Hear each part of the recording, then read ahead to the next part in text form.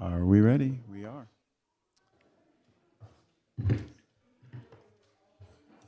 Good afternoon, everybody. It is now 2:01 p.m., and this is the special BCC meeting in regards to our ICIP and capital requests.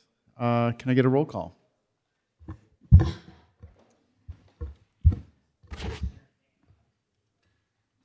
Here? Commissioner Hank Hughes. Yes, here. Commissioner Adam Johnson.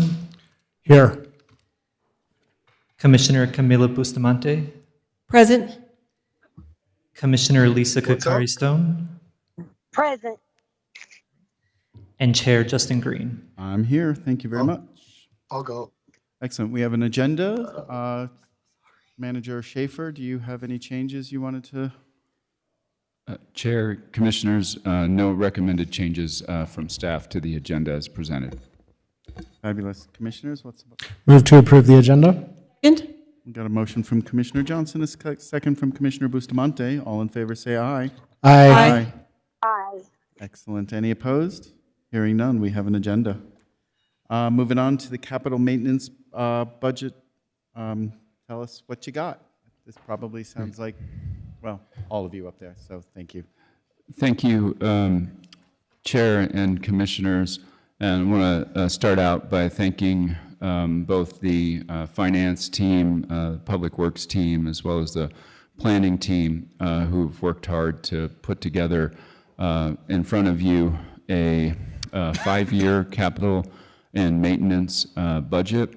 We think, as we'll get into details shortly, that this is a significant step forward relative to the robustness of the county's budget planning process, where you can actually look forward and see both maintenance projects as well as true projects that the board has committed to are slated to be funded looking out over a 5-year capital planning horizon based upon what we anticipate to be reasonably available resources within our control. So please, before I move on, I want to make sure, can you hear me okay? I don't know if I'm eating the microphone or if I'm There's a not close enough. strange buzz going out there, so AV, is it? We have the printer. Gotcha. Well, we can hear you, just. Okay. So I'm going to go through a PowerPoint presentation. There's a long list of topics that I hope to cover, but I don't believe that any one of them will take a particularly long period of time. I want to go over our significant sources of capital and maintenance project funding. I want to spend a few slides talking about various types of bonds, as well as the pros and cons of self-funding projects through accumulated resources versus revenue bonds for capital projects. I want to spend some time talking specifically about 2 proposed revenue bonds that have been discussed with the board previously, but we're now at the point where moving forward with those bonds over the next 1 to 2 fiscal years seems necessary. I want to talk about our proposed change in the way that we proactively plan for capital projects, how that implicates the ICIP, as well as the relationship between our capital budget and the ICIP. Talk about all of the various master plans and preliminary engineering reports and other studies, both those that have been previously funded and those that are proposed, what exists as that would be most likely the next source of committed to projects from the Board of County Commissioners.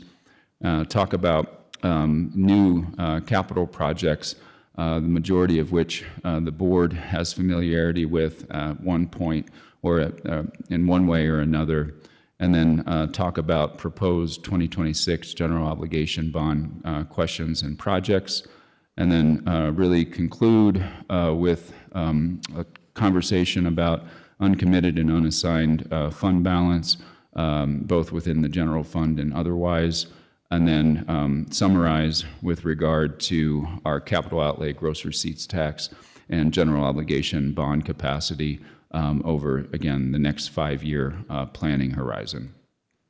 So starting with a general refresher relative to resources, significant county resources that can be used for capital and maintenance resources include general obligation bonds, the county's capital outlay gross receipts tax, the first 1/8 hold harmless gross receipts tax, which at this point has really been largely dedicated to road maintenance as well as to debt service. Revenue bonds, general fund could be a source of capital and maintenance resources as directed by the board, with a particular emphasis on uncommitted and unassigned balance of the general fund that's not otherwise used for housing. And then we do have some not recurring, but some other resources in significant other funds that can and have been used as a source of funding for capital and maintenance projects. Obviously, we annually receive capital outlay appropriations from the state legislature and pursue both federal and state grants, as well as congressionally directed spending and community projects that are funded through the Congress. Our focus for planning purposes is really on those county resources because the county controls those resources.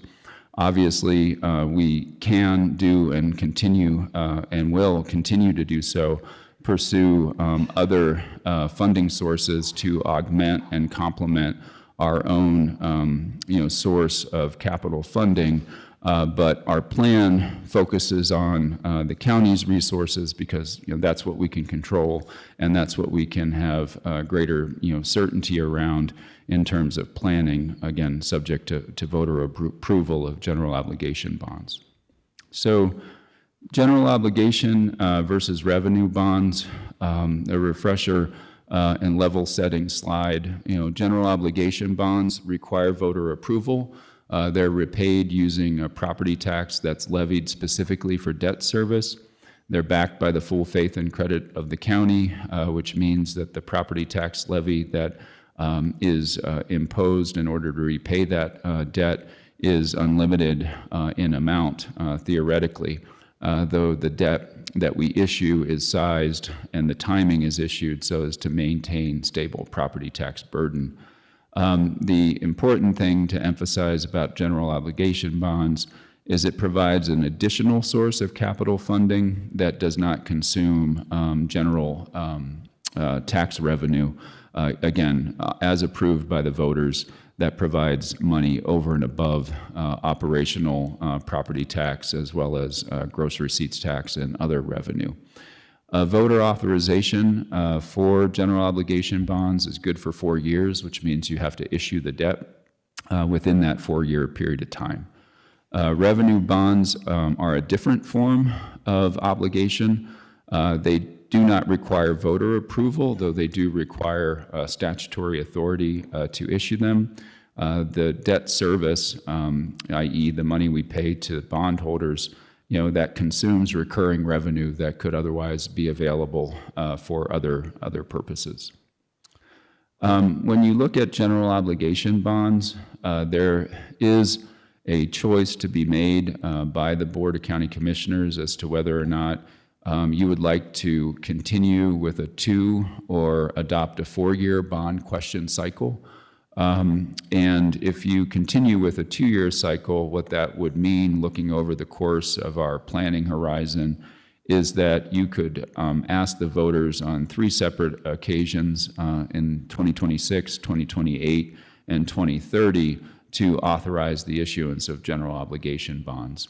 Our estimated capacity, i.e. the number of the amount of bonds that we could ask the voters to approve on a 2-year cycle would be 45 million in 2026, 45 million in 2028, and 47.5 million in 2030. In contrast, if the board were to adopt a 4-year cycle, you would be seeking voter approval in 2026 to issue up to $90 million in general obligation bond debt, and approximately $90 million, it might be a bit higher than that in 2030. Regardless of whether or not it's a 2-year or a 4-year cycle, the county would time the issuance as well as the structure of the debt so as to maintain level debt service. And to underscore the level debt service, I did not put it in the slide, but if you go back historically and look at the amount of the debt levy that appears on property owners' tax bills, it's been steady over the last 5 or plus years, and the only digit that has changed is actually to a hundredth of a decimal. So again, we've maintained a level, consistent debt rate, and we would continue to try and strive to do so that the property owners are not seeing significant, really it's de minimis fluctuations from year to year. As debt is retired, new debt is issued in order to replace it. But again, the overall levy maintains consistency. Staff recommends that we continue with a 2-year cycle. That does preserve some capacity for changing priorities.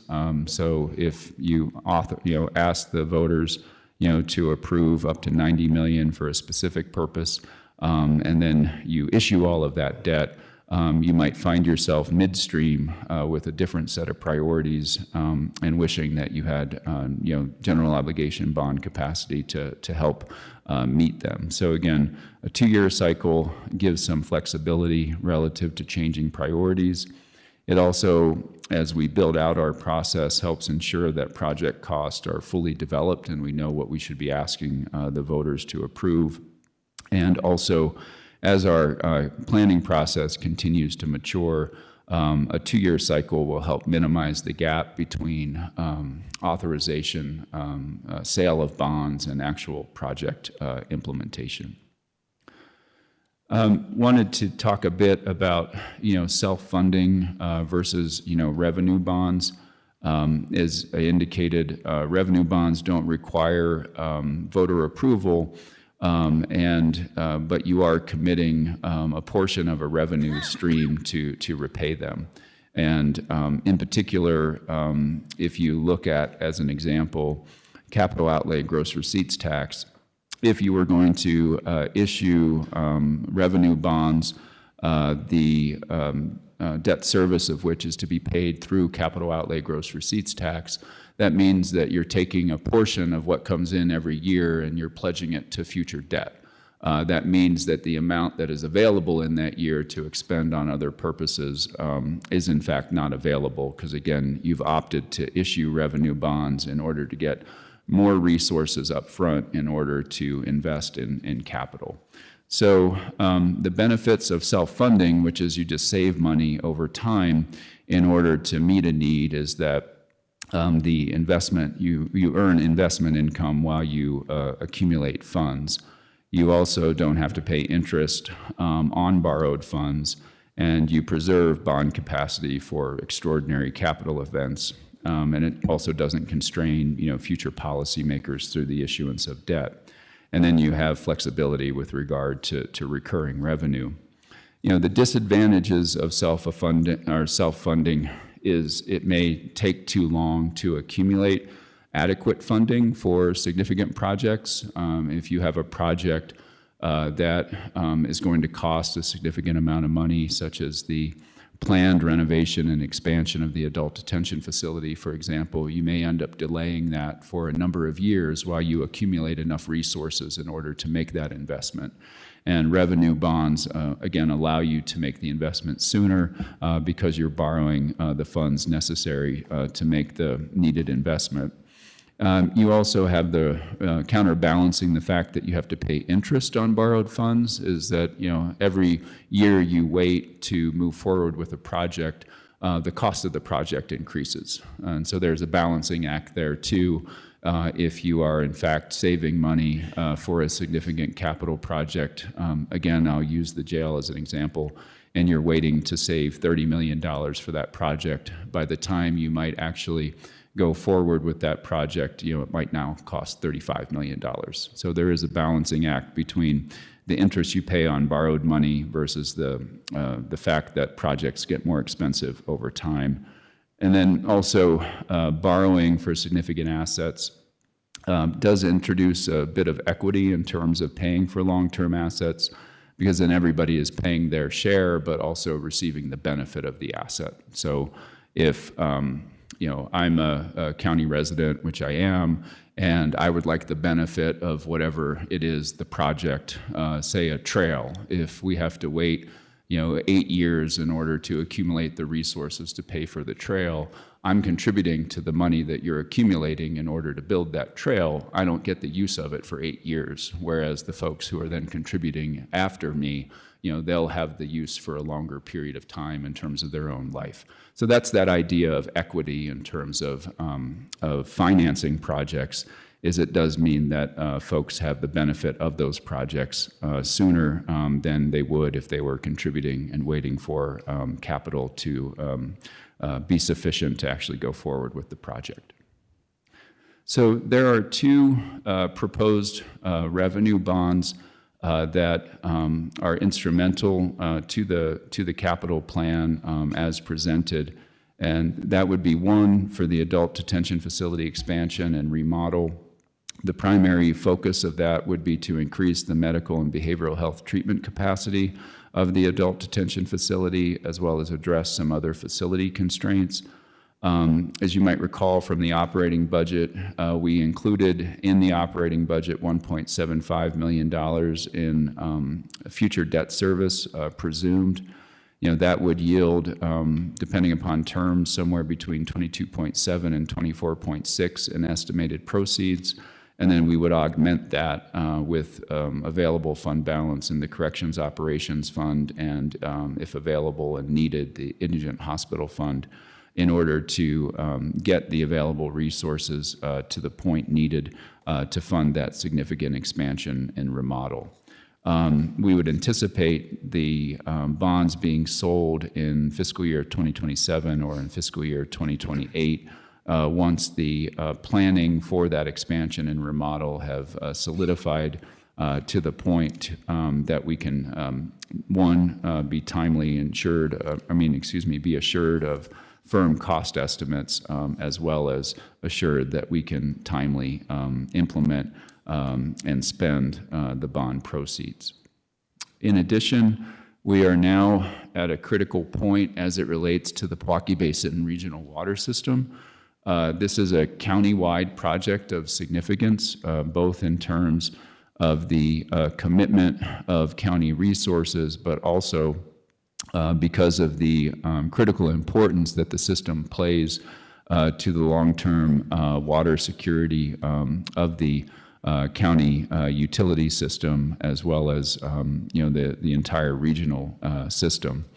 The capital outlay, the capital plan anticipates that $2.2 million in capital outlay gross receipts tax revenue will be dedicated to debt service for revenue bonds issued for the Milwaukee Basin Regional Water System.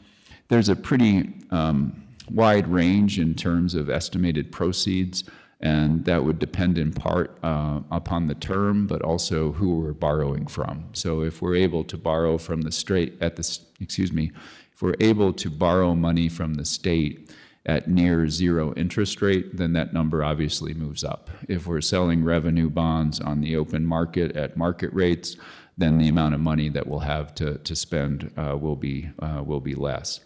And in addition, the availability of potential grant subsidy from the Water Project Fund would influence that. But the point being that there is a significant need for resources in order to make that system viable, as well as ensure that the county has resources in order to meet the demonstrated demand within the Milwaukee Basin. So if ultimately authorized by the board and if sold, The primary purposes for those bonds would be, one, to ensure that we can construct the distribution lines in the Pewaukee Basin that are actually supported by in-basin demand, i.e. customers who are willing and committed to sign up to the system. But secondly, the bond proceeds would allow for the interconnection of the Pewaukee Basin Regional Water System and the Santa Fe Basin Regional Water System of the city and county of Santa Fe. The interconnect, to be clear, is not a new idea, and the idea of using water that is not currently needed in the basin, outside of the basin, in the remainder of the county, none of those are new ideas that are being put forth now for the first time. To the contrary, the settlement agreement that resolved the AMIT water rights adjudication and the act of Congress that approved that settlement all reflected the fact that the county could use water outside the basin on an interim basis, meaning until such time as it was needed within the basin. In addition, the particular design that is now driving the Pewaukee Basin Regional Water System and calls for the ability of 1,000 acre-feet per year to be delivered to a T at the intersection of Bishop's Lodge Road and it's the Tasuke Road, but it's right by the Tasuke Market. That design parameter was agreed to by all of our Pueblo partners as well as the Bureau of Reclamation. So I just want to, alleviate any concerns that this is a new idea. It is not. It is an idea that has in fact been around since the inception of the proposed Pewaukee Basin, or at least the agreement that called for the creation of the Pewaukee Basin Regional Water System and the act of Congress that approved it. The reason that the interconnect is so important is that, one, it allows for additional demand outside the basin to help shoulder some of the significant operation and maintenance cost of the system. And so that will make the cost of water inside the basin less expensive, all other things being equal. Two, given the amount of transmission line being installed from the Ottawa gauge at San Ildefonso Pueblo, or just above the Ottawa gauge at San Ildefonso Pueblo, all the way down to the Tasuke Market, without a significant customer on the other end of that line, you would run the risk of potentially significant water quality issues, given the length that the water has to travel and the fact that it's not being turned over, in the system. Those are the two, again, primary reasons. But focusing on the basin itself, the Pewaukee Basin, having the interconnect also provides a backup source of supply to the Pewaukee Basin system that currently does not exist outside of the limited number of tanks that will store some amount of water in the event of a significant system shutdown. So to summarize, the interconnect is necessary both for fiscal operational reasons as well as actual operational reasons as it relates to the operation of the system, but it also provides a viable source of backup water supply to the Pewaukee Basin that doesn't otherwise exist. So the next series of slides really talk about changing the way we plan for capital projects in terms of being realistic about the resources that we can anticipate and planning how we're going to fund those projects chosen by the Board of County Commissioners to actually become projects that are committed to within the 5-year planning horizon. So, looking back over, previous iterations of capital planning in the county's ICIP, I think it's fairly clear that projects were identified as projects before there was a firm cost estimate backed by a concrete funding plan to implement a project. I think that, where, the team sitting in front of you sits, what we see is that created some unrealistic expectations because folks had a sense that something was going to be done within a time frame that really wasn't based in financial reality in terms of the resources that were available to complete projects. And that also meant, relatedly, that approved projects that were on the ICIP exceeded reasonably available resources. That resulted in the ICIP looking more like a wish list than an actual 5-year capital plan. And it also, we believe, contributed to what Brian and his team are patiently and steadily working through, which is a backlog of partially funded projects that each year are trying to fight in order to get the next stage of money, but again, without a firm plan in place to meet all of those needs. So what we are proposing in terms of how we move forward is that the default path should be that an idea that the board thinks might have merit to become a project would be scoped, and the cost and feasibility would be evaluated through a preliminary engineering report or a feasibility study.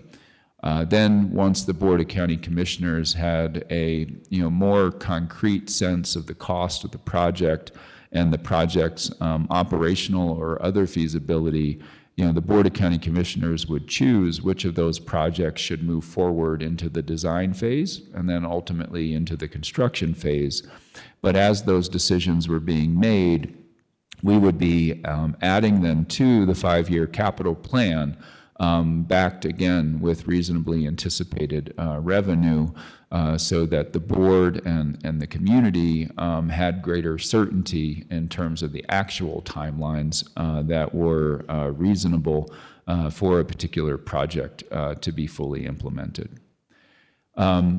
So as we continue down that thought process about changing the way we plan for capital projects, one of the recent presentations to the Board of County Commissioners was actually a facilities assessment conducted by an independent third-party consultant, the acronym of which is ARC, Architectural Resources Consultants, I believe is their name.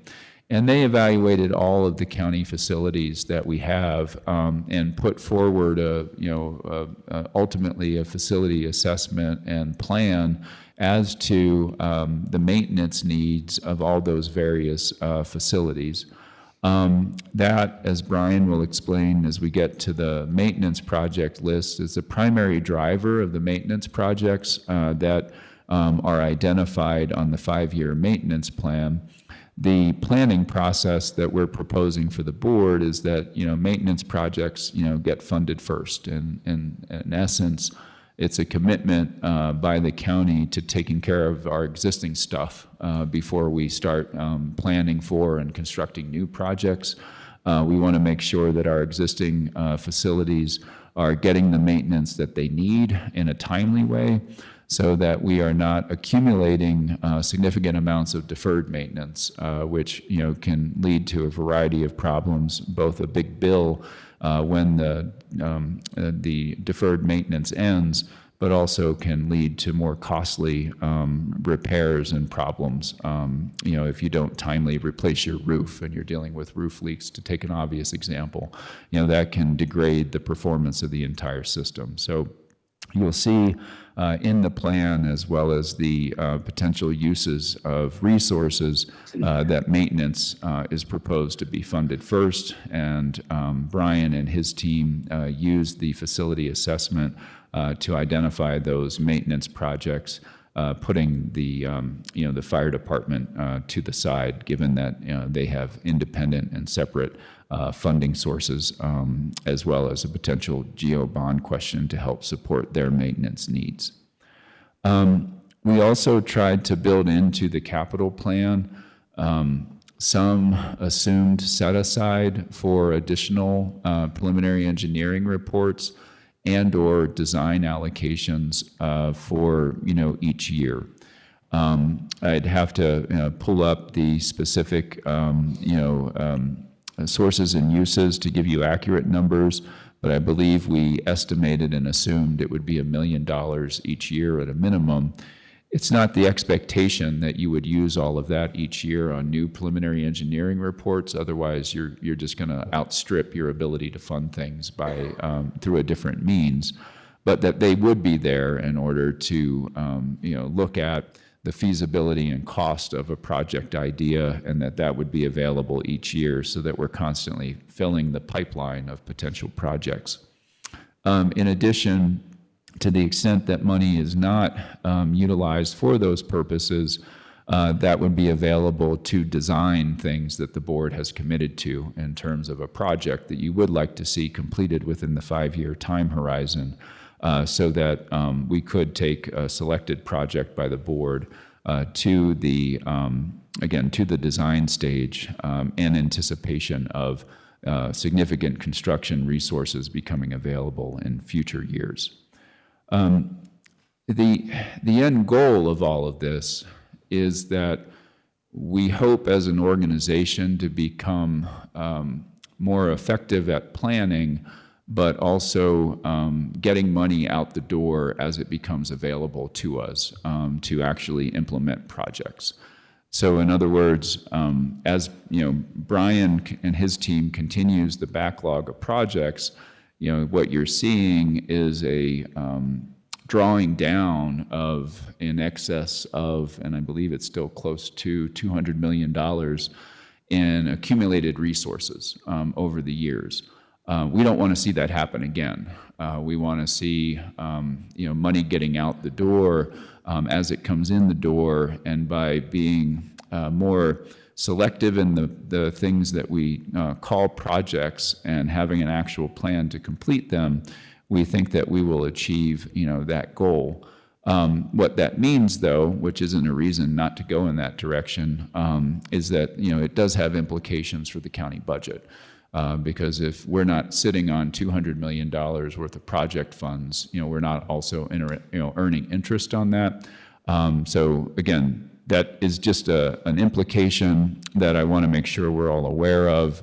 It's by design, but the point is you're going to see, if we're successful in making this transformation, less investment income available in the county budget. And again, that's by design, but I would be remiss if I didn't point that out. So to kind of summarize visually, what we're looking at is that you're going to start at one. There are going to be a lot of ideas that come from the community, that come from the staff. Not all of those ideas are going to be turned into projects. Sort of the first, competition, if you will, as you move from 1 to 2, is you're going to look at those ideas and say, well, which of them are we interested enough in, or which of them do we think, meet the community needs at a level that we want to explore them further.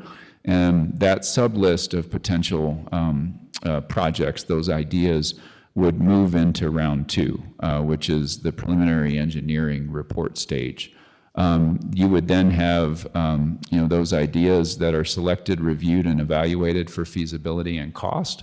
And then when you get to step 3, when you know the feasibility and cost of a project, as well as the resources you have available, as well as the other projects that have been developed to that point, that's where the Board of County Commissioners will decide, of these ideas that have been vetted through the preliminary engineering report stage, we're going to put them onto our 5-year capital improvement plan because of their priority and available resources, again, with priorities being decided, by the board.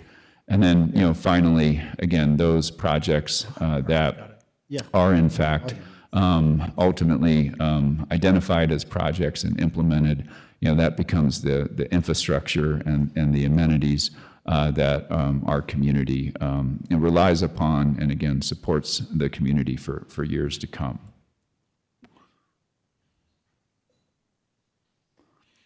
So should we move as a county in this direction, I think it also has some implications for our ICIP, which Leandro is going to talk about.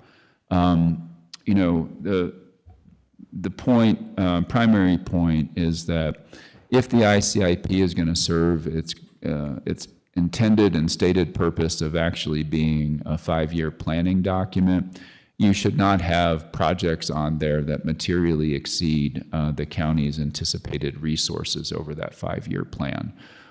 So if the projects on the ICIP total, $200 million, and you only reasonably anticipate to bring in $100 million over the course of that 5-year plan, like I said, you're not really planning.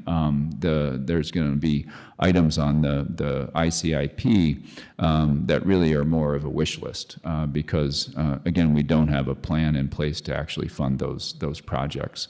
In addition, we feel that the ICIP should include all active county projects, meaning those that we're working towards implementing but are not yet on under construction contracts where pricing is fully locked in. And again, only those that the BCC is committed to funding within a planning horizon. The way we would propose to score what we think are quote-unquote fully funded projects at the time on the ICIP is to factor in a 15% additional cost, if you will, both to deal with uncertainty with regard to price escalation as well as a contingency that's not separately included in the budgeted or projected project cost. What that allows us to do is to approach legislators to provide what I believe they often want to provide, which is the final gap funding. And again, in my conversations with legislators, but also looking at their actual allocation decisions, they don't want to be the first funders of any project, and they don't want to be the primary funders of a project. They want to leverage their own resources to help see local government projects move forward. And so this approach is consistent with that. It allows us to have reasonable ask that a legislator or two could fully fund, and gives them certainty that when they give us money, we're going to spend it timely within the expenditure period provided by law, because we're only coming to them with projects that we're fully committed to, number one, and number two, for that last final gap funding. In addition, we generally believe that if we're doing preliminary engineering reports or other feasibility type assessments, those aren't yet projects for the most part, again, unless there are extenuating circumstances that would change that characterization. And so PERs and other studies, again, shouldn't be on the ICIP because they're not a project yet. There's just an idea that's being explored in order to help fully, form a potential project that the board may commit to funding. Again, there are exceptions, to that, but that should be, the default when you're talking about potential road improvements, trails, what have you. So, as you look at the available resources, not all resources that are anticipated are, already spoken for in the 5-year plan that is in front of you. More specifically, there are, significant general obligation bond capacity available in calendar year 2028 and 2030. As well as some capital outlay gross receipts tax that will be coming available, bigger chunks, if I recall correctly, in fiscal year 30 and 31, as well as a smaller amount in fiscal year 30. I've listed here, not in rank order, but just so that you can quickly summarize the number of PERs and plans that have already been funded and or are ongoing. And I won't read that list to you other than to say, there are at least 12 that I could readily think of that have been funded and or are ongoing. Is point one, and point two, some, if not many or most of those, potential projects include or would come with, we anticipate, significant, cost. And so just reiterating the point that we have already have in works, planning efforts as well as PERs that will, provide to the Board of County Commissioners, firm cost estimates and feasibility assessments that can inform, the projects that will be added this time next year to those later years when we anticipate resources being available to take them through the design and construction phase. So add to that some additional preliminary engineering reports, that have been proposed by individual county commissioners or by staff, and some of these relate to preliminary work on the ICIP, but these are additional reports and PERs that have come to the fore and that could be funded through this planning cycle in order to get to the point of being considered for a future project. That includes, a Human Rights Association building or gathering room feasibility study, preliminary engineering report concerning charging stations for mobility devices on our ADA compliant and wheelchair accessible trails, preliminary engineering report for missing trail and bike lane connections in the community college district, preliminary engineering report for Bishop's Lodge Complete Streets project, as well as parking for the Rio and Medio open space, secondary trailhead for the Tsuke Trail, I believe, and potential connection, missing connection in Caja del Rio. And again, those are ones that have been identified, through, this round of planning and discussions with the board, in addition to those that are listed on the previous page as having received funding, previously. So I wanted to spend a few minutes talking about, what appears on the list of capital projects for fiscal year 27. These are those that we actually anticipate spending money toward. New is in quotes because I believe most of these have been discussed with the board in one way, shape, or form. And so again, things that you're familiar with. If you recall, when the board made the decision to acquire new quarters for the district attorney's office, part of the rationale for that purchase in the long run is that the First Judicial District Court was experiencing space constraints within the Judge Steve Herrera Judicial Complex. And so an assessment was done relative to how the existing district attorney's office could be used for non-judicial officer functions. So you would move out of the courthouse some judicial operations that, again, are not judicial officer functions, meaning they don't involve a judge, but pretrial detention is one example, and there were several more listed in the report. But you would take those non-judicial officer functions, put them into the existing district attorney's building, and then you would free up space within the Judge Steve Herrera courthouse to have, after renovation, additional chambers and hearing rooms for judges and other judicial officers. That would involve both renovations to the existing district attorney's office in terms of its HVAC systems and its other physical plant, as well as interior renovations to the DA's office and to the Judge Steve Herrera Judicial Complex. We believe, based upon prior bids and some of the preliminary cost estimating that was done during the facility assessment, that including design work, that's likely a project that would be in the order of magnitude of $8 million. The thought is that we would augment existing budget that we believe will be left over from the DA relocation to get the county's contribution towards that effort to $4 million.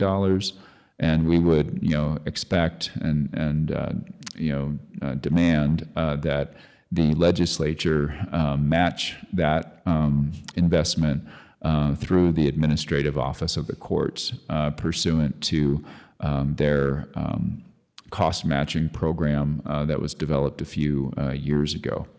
So in other words, this would show that, the county is prepared to move forward whenever the judiciary is prepared to move forward. But, we expect both as a matter of equity, but also as a matter of relative availability of resources, that the state would meet us halfway by providing funding to make that a reality. Again, this is a statutory responsibility that the county has to provide adequate quarters to district courts, and it has taken on, some greater sense of urgency and feasibility, both because we anticipate moving the district attorney's office to their new quarters within the next 6 months, if I believe. Is that right, Brian? Moving the district attorney to its new quarters within the next 6 months, but then also the legislature funded a new judgeship for the First Judicial District Court beginning July 1, 2026. We have the La Sala expansion and post-release reentry services.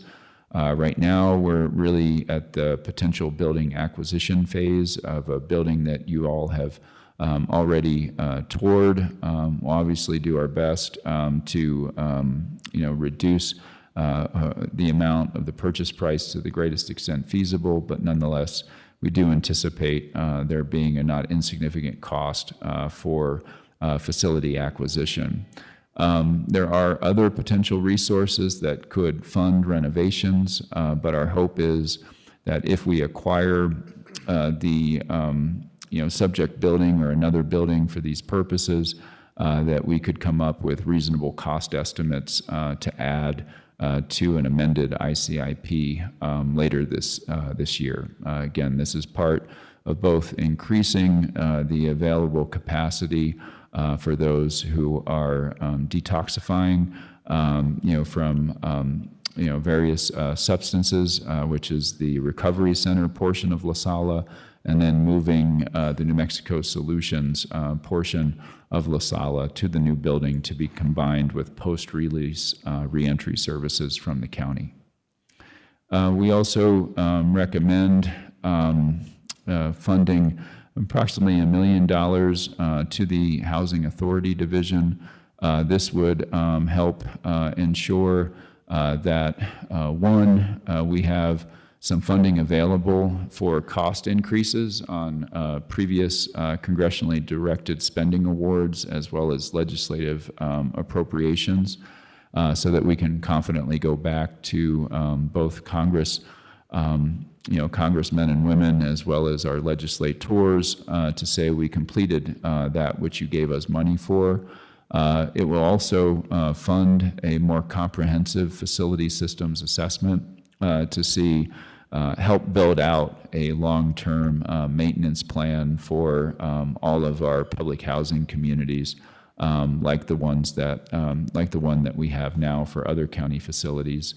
And then it would provide funding to address, any identified root causes of, of mold in units, such as bathroom exhaust fans, leaks, what have you. So we want to ensure that there are available resources, again, for all of those purposes. So it's more of a basket aggregate type concept rather than being earmarked for a specific purpose, such as restuccoing, X number of units. As you saw from the jail tour this week, we have a courtroom that was originally envisioned as a physical courtroom, but has now transformed itself into a virtual courtroom. And so this would be funding that would allow the adult detention facility to conduct multiple virtual hearings, simultaneously, which again increases our capacity. And as was discussed, I believe, during the tour, virtual or video appearances are generally safer, more efficient, and consistent with sustainability goals, and that you're not driving people to, to court. As was, documented in the facilities master plan for the county, there is a need to expand the Public Works Department facilities, and so the plan includes $200,000 to design that expansion, with construction funding anticipated in fiscal year 2028.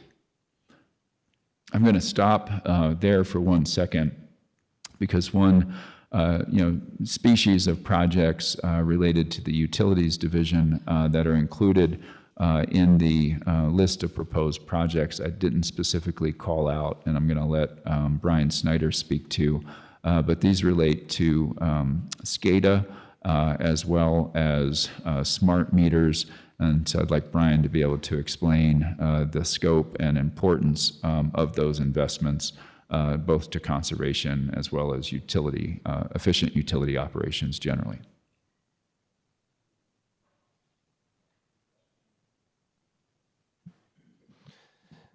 Chair and Commissioners, can you hear me? Okay, great. So if you see on Exhibit A, we have not gone into Exhibit A yet, but on Exhibit A we have the capital budget, the 5-year capital budget broken down into areas, utilities, roads, open space and trails, buildings, miscellaneous, and housing. Under the first section of utilities that Greg referenced, there are 2 utility projects that are instrumental in us moving forward as a utility. They are basically becoming a smarter utility. The automated meter reading system that is on the list, AMI, as it's referred to here, is a system that will allow our meters. We already have smart meters that we do drive-bys of to get meter reading, but this system will allow us to get the meter readings to our facility. So they will be sent via telemetry to our facility, so it will reduce the field staff need to go into the field. As we expand our utility into areas such as Chupadero, Canyoncito, the more rural areas, it's important that we are able to read these meters efficiently, provide accurate customer service information. So that project, coupled with our telemetry system and the expansion of that, will allow us to put real-time information into our customers' hands. Right now, we currently are looking a month behind. You use your water for a month, and you get a bill, and then you can see, oh, I used too much water, or I had a leak. This will allow us to be able to be more proactive. Somewhat like the city has an ion water program, which will allow us to notify customers of leaks in advance, as well as the customer will be able to access and determine how much water they're using for washing a load of laundry, irrigation, those types of things. So those are the 2 projects I would like to highlight. Excuse me, Chair. Brian, behind what tab are you? Are you on the matrix in the same tab? So Exhibit A. Does it look like this? Exhibit A, 5-year capital projects. Yeah, it's like a, It doesn't have an exhibit, yes, but it's a matrix. yes. Okay, great. That's what we thought. Thanks. Thank you for that, Brian. And going back to complete the presentation relative to our overall strategy.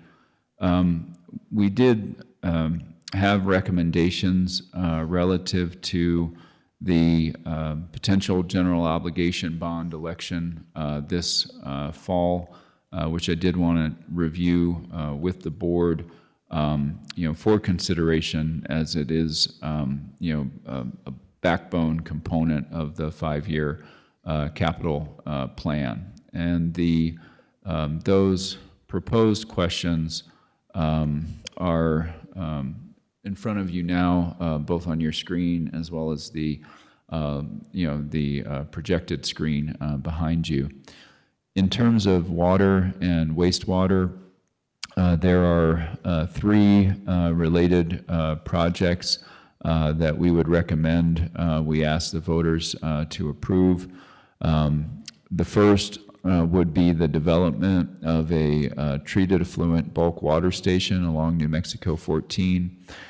This would be one of the recommended projects that you will see in the wastewater master plan. And the idea is to take, again, reclaimed wastewater and make it available in bulk through a dispensing station to be used for those applications that don't require, drinkable water, i.e. dust control and construction activities. So it would allow us, again, to make better utilization of our water resources, and in particular, provide a substitute for potable water for those applications that don't require drinkable water. And that would be a step towards, again, fully utilizing the water resources that make their way to the Quill plant. You've also recently received a presentation from our sustainability team relative to green stormwater infrastructure. There were several facilities at which such infrastructure was proposed at an estimated cost of about $1.5 million. That would, both help, again, capture water and help clean it in ways that are more sustainable than, current stormwater management systems, and would be a good exercise to install those so that they become, again, part and parcel of projects as we move forward.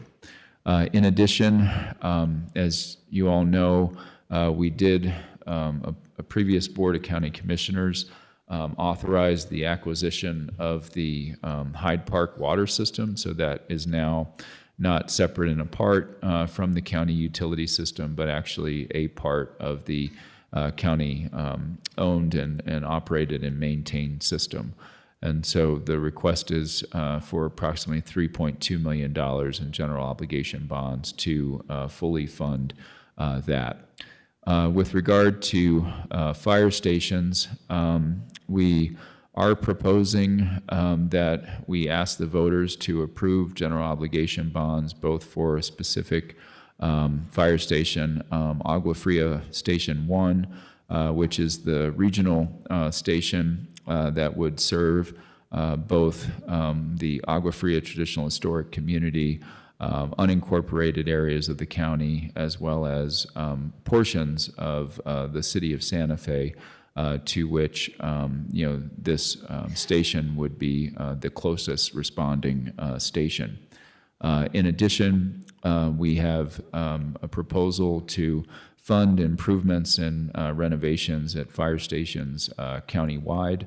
I'll pause here and I'll ask Chief Black to come forward and talk briefly about the need for and importance of the Agua Fria Station 1, as well as the need to continuously invest in the maintenance and improvements of our over 32 fire stations. Good afternoon, Chair Green, Commissioners. The proposed 2026 general obligation bond to support fire stations would address the 2 critical components, as Manager Shaffer just shared. The first component of the bond would fund the construction of a new fire station to replace existing Agua Fria Fire Station 1. This station serves as a critical regional emergency response hub along the 599 corridor. Through our close collaboration with the City of Santa Fe, crews assigned to this station respond to not only incidents within the county, but also to emergency calls within the city limits, ensuring the closest and quickest emergency response regardless of jurisdiction. The existing station was originally constructed by volunteers in 1991 with a modular addition installed approximately 17 years ago to accommodate the continued growth within the area. While the station has served the community well, it no longer meets the operational needs of a modern fire department. Construction of the new facility would provide the crews with a more efficient and purpose-built fire station capable of meeting today's emergency response demands while positioning the department to meet the future community needs. Upon completion of the new facility, the existing Station 60, or the existing Agua Fria station, would be repurposed as a dedicated training center for the fire department, allowing the county to expand our training opportunities while maximizing the value of our existing infrastructure. The second component of the GO bond would provide for funding for fire station maintenance and repair, as mentioned, throughout the county. Our department operates 32 fire stations, many of which were originally constructed by local community members and volunteers before the formation of the county fire department in 1997. As these facilities continue to age, they require a significant investment to maintain critical infrastructure and ensure that they remain safe and functional for our operations.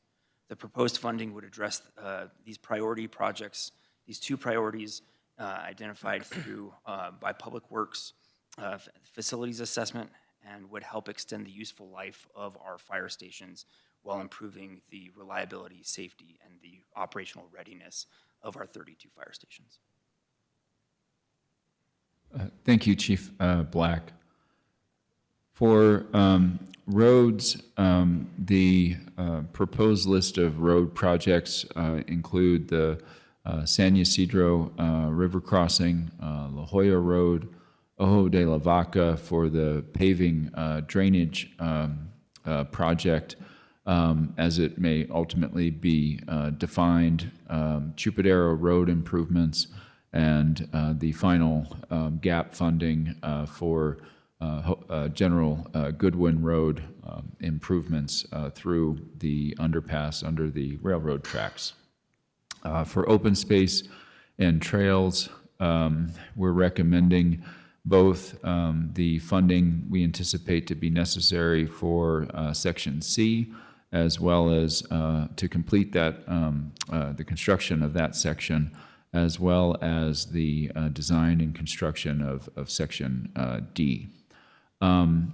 Finally, we're recommending that we seek approval for what we're calling Phase 2 of the New Mexico 14 Turquoise Trail Extension, which is from the 599 interchange to the Arroyo Hondo Trail.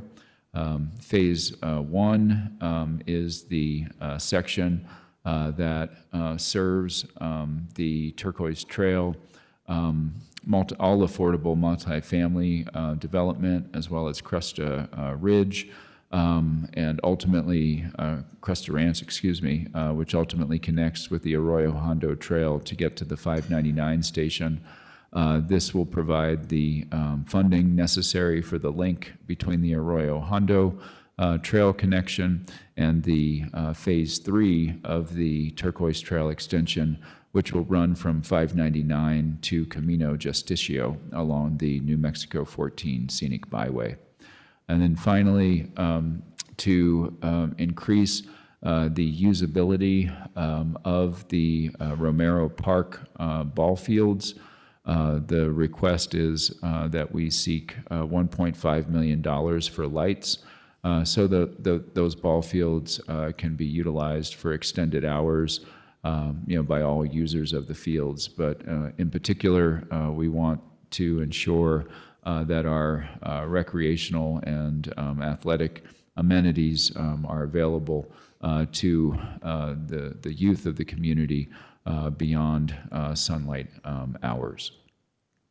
So I wanted to spend some time talking about the general fund and the uncommitted and unassigned fund balance.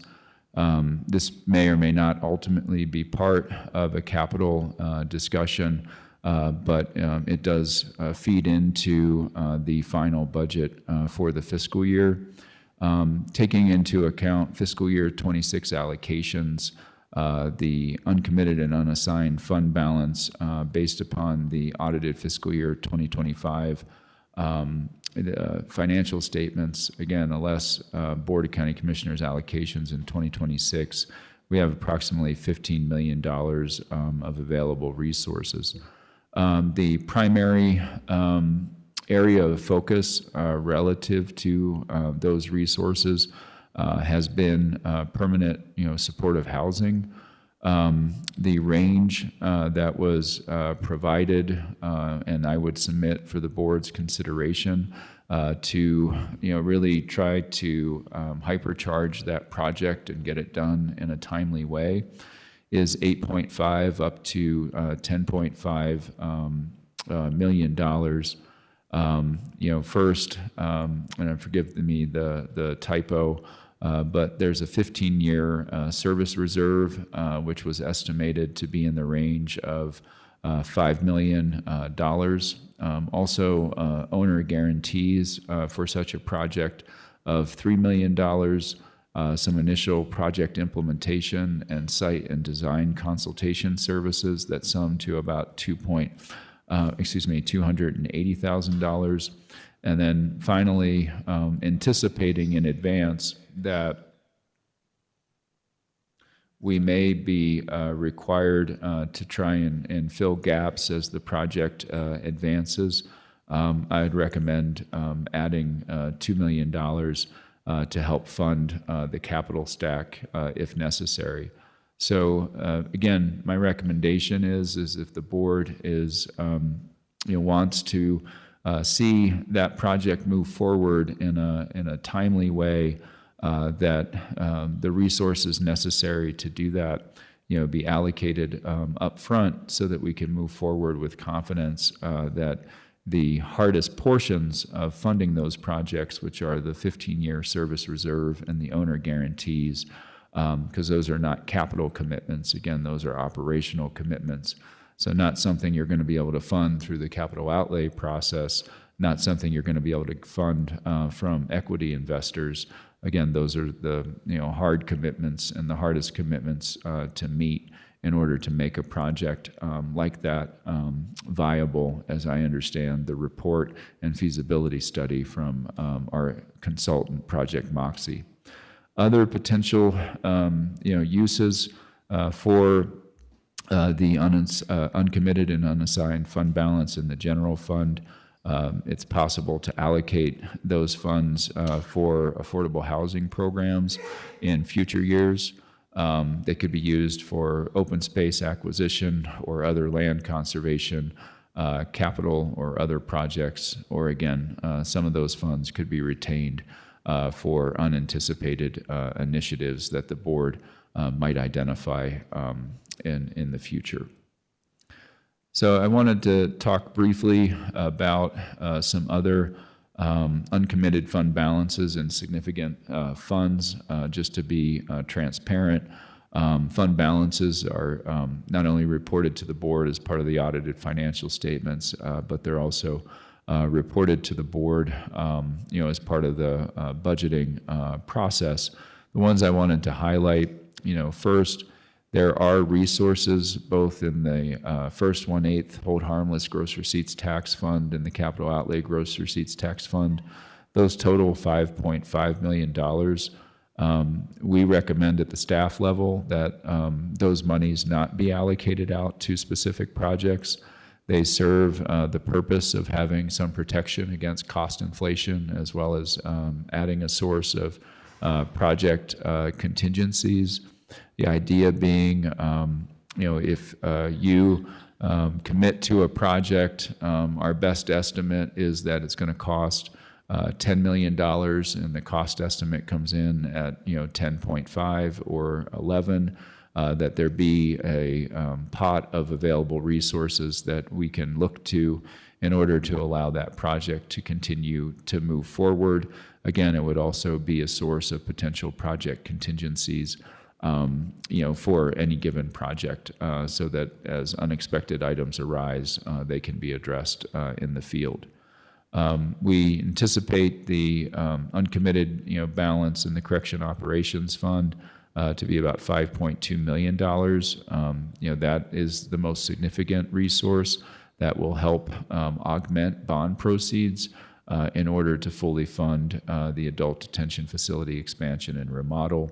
And to the extent that, again, it's not needed for that purpose or in the interim, that could fund unanticipated maintenance needs and repairs that arise from time to time in the adult detention facility.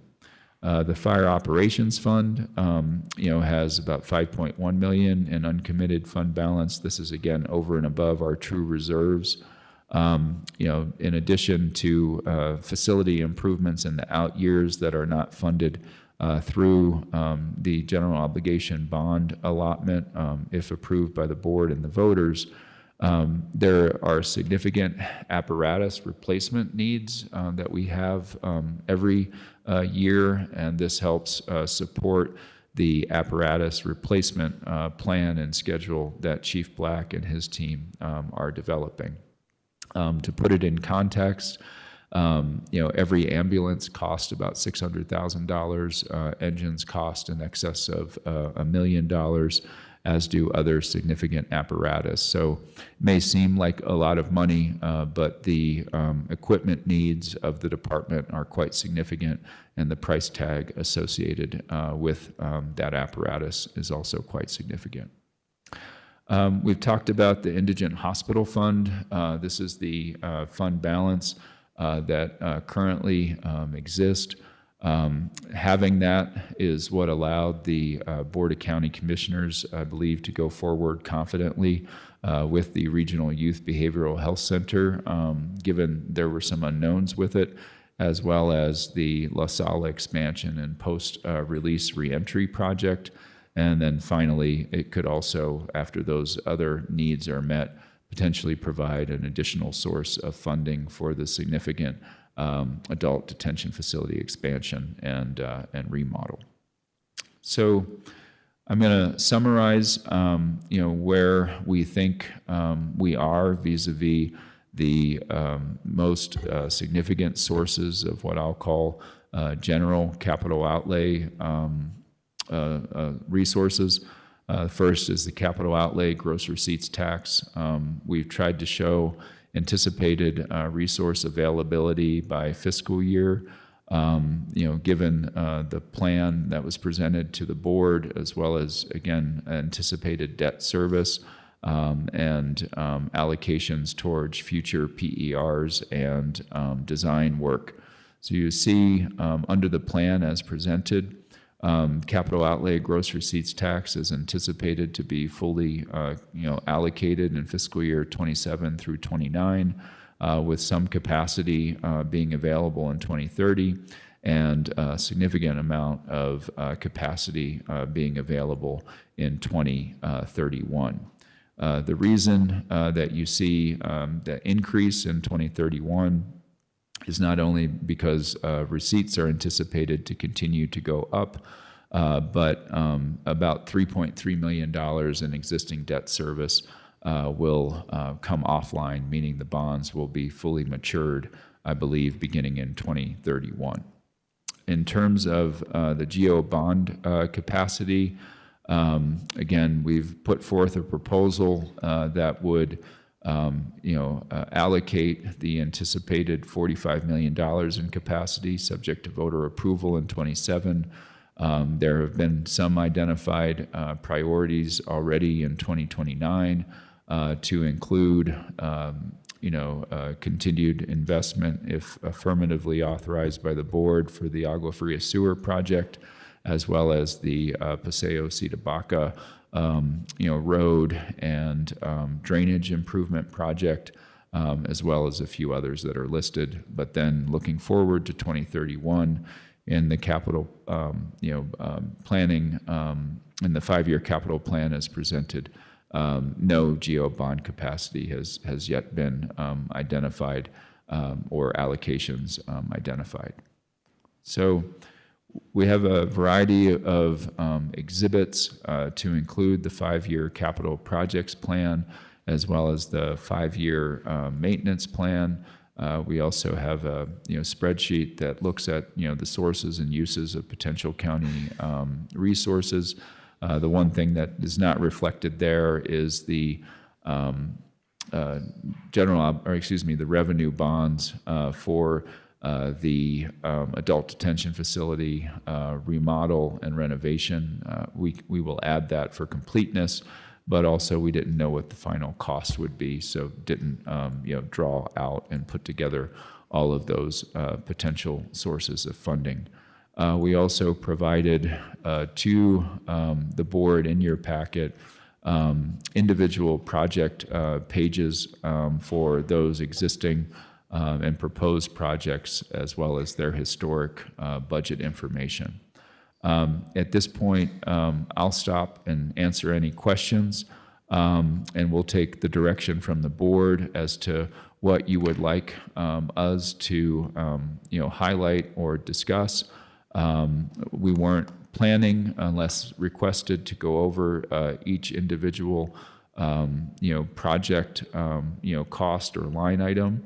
But I did want Brian, at a minimum, to talk a bit about the 5-year maintenance plan, which is, again, a new request and presentation to the board, how that was built out using the facilities assessment report, and then also any items that were scored as maintenance that were not generated from that report. So I'd like to give Brian that opportunity, and then we'll stand for any questions. Thank you. Chair and Commissioners, thank you, Greg. As Greg said, the facility assessment that you had a presentation on probably a couple of months ago at BCC now really set the stage for this 5-year maintenance plan. This is the first time we've had a 5-year maintenance plan. I'm looking forward to us implementing the 5-year maintenance plan. It'll be a tool for us, once approved, for us to build out plans for what we're doing in-house versus what we're contracting out. One of our approaches is to do as much in-house as we can. That saves costs. The costs that are listed here are for us going out to a contractor, but there's some areas where we definitely need to supplement our internal resources with contracted support. So I just verified, while the fire chief was speaking earlier, I just verified with Laura what I had thought, that all maintenance projects that are on this list are included in the facility assessment that was completed and presented to the board a couple of months ago. What we did here on this plan was to look at the priorities within the plan, the facility assessment, and put them into 5 years. So the top portion on the first page, and we're on Exhibit B, 5-year maintenance plan that's showing on the screen now. Break it out into in-house first. So we looked at each of the next 5 years of what we're going to do in-house with our current staff, and then what we're going to use a contractor for below that. And as I said earlier, some of those things that we're anticipating using contractor, if we can pull some of those in-house with existing resources, we definitely will to save funds, as well as accomplish the work with in-house. But I'll stand for any questions on that. Again, our team is excited to have this 5-year plan and have the facility assessment and putting it to action. So I'll stand for questions. Thank you, Brian. Greg, you wanted the mic back? Yeah, so thank you very much, commissioners, for giving us the time and space to make this presentation. The summary that I would simply provide is we're trying to do, again, more robust planning, both on the maintenance side in terms of looking out over a period of 5 years as to what we need to take care of our existing facilities, but also providing to you and to the community, again, a 5-year look forward in terms of what we think our available resources are, so that we can plan more confidently relative to the timely implementation of projects. I want to put a fine point on, how that planning will also help Brian and his team. As the number of existing projects, again, reduces naturally over time. The fact that the board has targeted a particular project to be included, for example, in a general obligation bond sale in 2030, then that allows them to know, hey, if the resources are available to do the design, we want to have the design done so that the bonds can be sold and, we can move forward with construction. All of that planning then also allows them to work proactively with our procurement department so that the procurement can be underway even, before, the bonds are sold. So we believe that this will help us, deliver more timely on the projects that are chosen, by the board as projects, and, more confidently work with our legislators for funding and other funding sources on, grant opportunities and the like, simply because we both have the commitment from the board as well as a bona fide plan to meet the county's share of resources. In terms of, again, stand for any questions in terms of our, next steps in this process. The capital budget, does not have to be approved until the end of July for submission as part of our final budget. So there's no deadline associated with approval of the capital budget. We presented them in tandem with the ICIP today for the reasons that were already discussed. The ICIP should not be divorced from the capital plan and the capital budget. They should really mirror each other. Because if there's something on the ICIP that's not on the capital plan, then again, we're not really planning. The ICIP, again, is getting divorced from the actual planning efforts of the county in terms of timely implementing capital projects within available resources. And so we believe that they should really, again, mirror each other, which is why we're presenting them in tandem to the Board of County Commissioners at this time. But technically, again, the capital budget does not have to be approved until July. The infrastructure capital improvement plan, however, does need to be approved in time to be submitted to the Department of Finance and Administration by July 1. There is an opportunity under the guidance as put out from DFA to amend the ICIP through November 1st for projects that appear on the initial ICIP. So we'll stop here. If there are questions that you have of me or the rest of the team about the capital planning process and the proposed capital budget, either in this year or in future fiscal years, we'd be pleased to answer those questions. Alternatively, we can continue on now to the ICIP, recognizing again that the board doesn't have to make any decisions today, either on the capital budget or on the ICIP. But if the board does not take action on the ICIP today, then we would be looking to have it approved and considered at next Tuesday's meeting. Thank you very much, Chair and Commissioners. Thank you, Greg. Thank you, everybody. I know a lot of work goes into this, and it's gotten better over the years, but that's just my opinion. Let's hear it from the rest of us. Commissioner Bustamante. Thank you, Chair. I do agree that this process looks organized, and I appreciate it.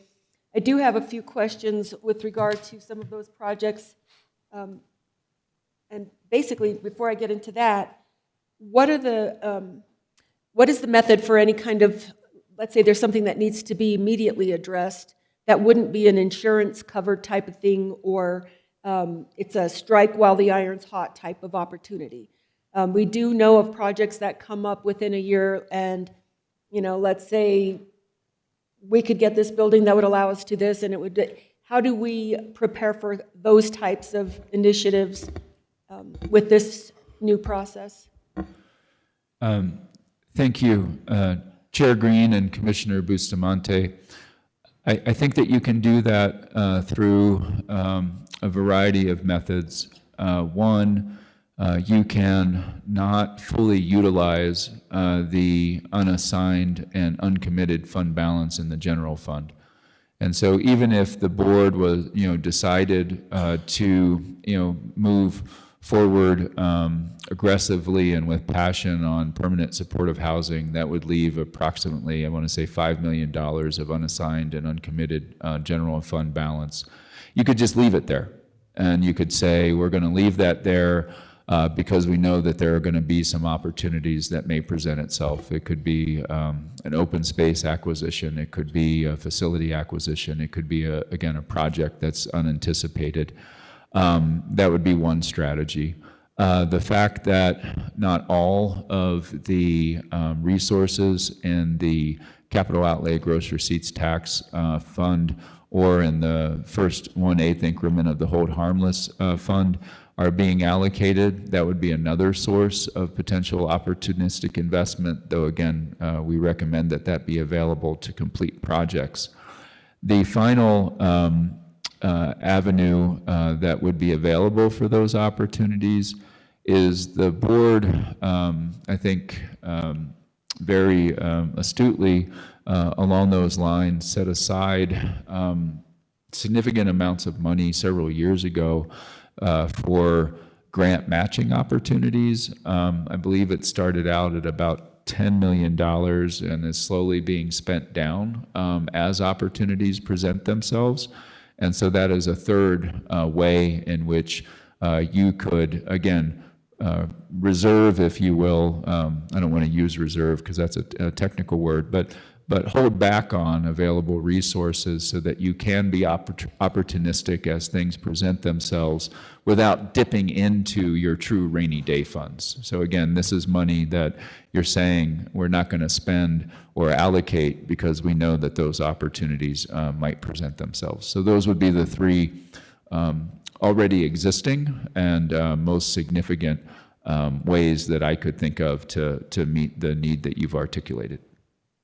Thank you. Another question. So the way I look at, and I hope that my colleagues here on the dais will filter as well this way, but I tend to look at those items that are more critical with regard to, first, ultimate impact on human health, second, ultimate impact on the human health and the environment, or property damage, in that order. And there are two items that seem to sort of have dissolved.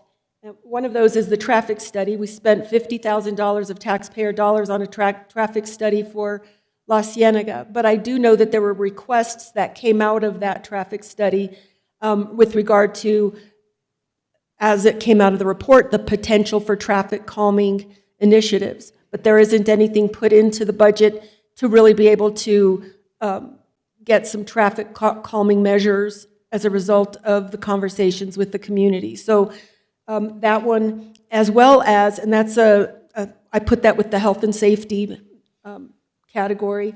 The other one is the Madrid walkway. That one, I think anybody who goes at the most popular times of the summer through Madrid, people are walking right on the road, and we don't have anything. We've talked about it. The people of Madrid believe the county's working on it. It shows that we actually have it on our list, but it's not put in as a priority to help get people out of the line of traffic because people walk right in front of cars. So I invite anybody to go to Albuquerque through there when there's something fun and neat to do, and you'll have to slow down for the pedestrians. The other is the Paseo Cidibaca, as we've discussed. I see General Goodwin I don't see it as a priority, but the Paseo Cidibaca, as I understood it from Ryan Ward before he left, is a previous PER had been done. And I think for those of you who've been here longer than I, you may know whether that is true or not, But if there was a previous PER, or there had been, that had been on the list for a while. And this past year, unfortunately, as a result of the, what do we call big weather projects, it was an act of God. That's what the insurance company says. It's an act of God. It's not your fault. I'm just going to say fully that we all know, and it was said so by our engineers, that had our culverts been clean, we would have probably had less damage or been able to control a little bit more of that water before it went in and caused damage to 2 residents. I feel very not nervous. I don't necessarily want to say the next thing I'm going to say, but I'm going to say it in the interest of keeping us as a government accountable. The people who were in those buildings were told, go file insurance, and it came back, it was an act of God. And frankly, this is an older woman in her late 70s who could have taken it and gotten an attorney and brought that up, that the damage to her home, which was over $44,000, as I understand it, at least over 40, was something that she could have had a conversation with an attorney and find out how she could possibly have it paid for. Short of the community getting together and collecting funds, she had some support, but I'm really not appreciative on behalf of my community and the constituents that it sort of take us to court, let's see how it goes. Because we were told, and I say we being the people who went right after the flooding, that had those culverts been cleared, we would not have seen as much damage. So to see this put on the fiscal year 30 is a concern. And I would like to see, now that we're doing, whether it's the first PER or the second PER, what I understood from our previous engineer was that there had been one, but now the costs are very different and the conditions may have changed. So we had to do another PER, and that's what I was told. That being said, if we're doing another PER, I would ask sincerely, in the interest of the neighbors who are concerned about property damage, that we move whatever comes from that PER up the list. And not knowing the circumstances with General Goodwin, I don't know that they have the same. I had not been called to any of their flooding events. I know that at times it's impassable, but when it's impassable and I'm going along the categories of health to, impacts to human health, impacts to the environment, and impacts to property, between General Goodwin and impacts to property, Paseo Sidibaca goes higher on that list. So I would very much like to see us not wait until 2030. And I think I was sharing with you, I know I was, and I think I want to share it again today, when it's a perspective of the community, and it's important for people to understand when the community sees action being taken, and we're about to cut a ribbon on a new bridge that has long been needed in the La Cienega area, and it's wonderful. And yay, it's going to look like I made sure it was put in, which I had absolutely nothing to do with. Meanwhile, Paseo Sidibaca, that has also been on a list, isn't getting addressed, but we had a commissioner who was living there, and it looks political, and I'm just saying the optics aren't good.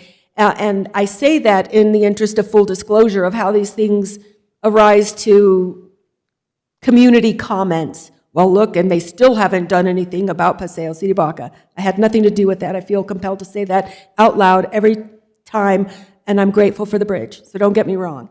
And I'm happy to hold a big scissor, but I'd like to manage to do it. Bottom line is, when we look at what's happening with Paseo Sidibaca, I would like very much for us to take those issues of damage, whether it was our call or not, whether or not a judge would see it that way or not, that we do whatever we can to avoid further damage to the personal property of the residents along that line, because it was told to them, as well as myself, that the culverts had been plugged and it would have mediated some of that flooding. So I'll leave it on that. And those are the three big items that I have. So thank you. Thank you, Chair Green and Commissioner Bustamante. I did follow up on the information that you had shared with me We are not aware of any preliminary engineering report ever having been done for Paseo Baca.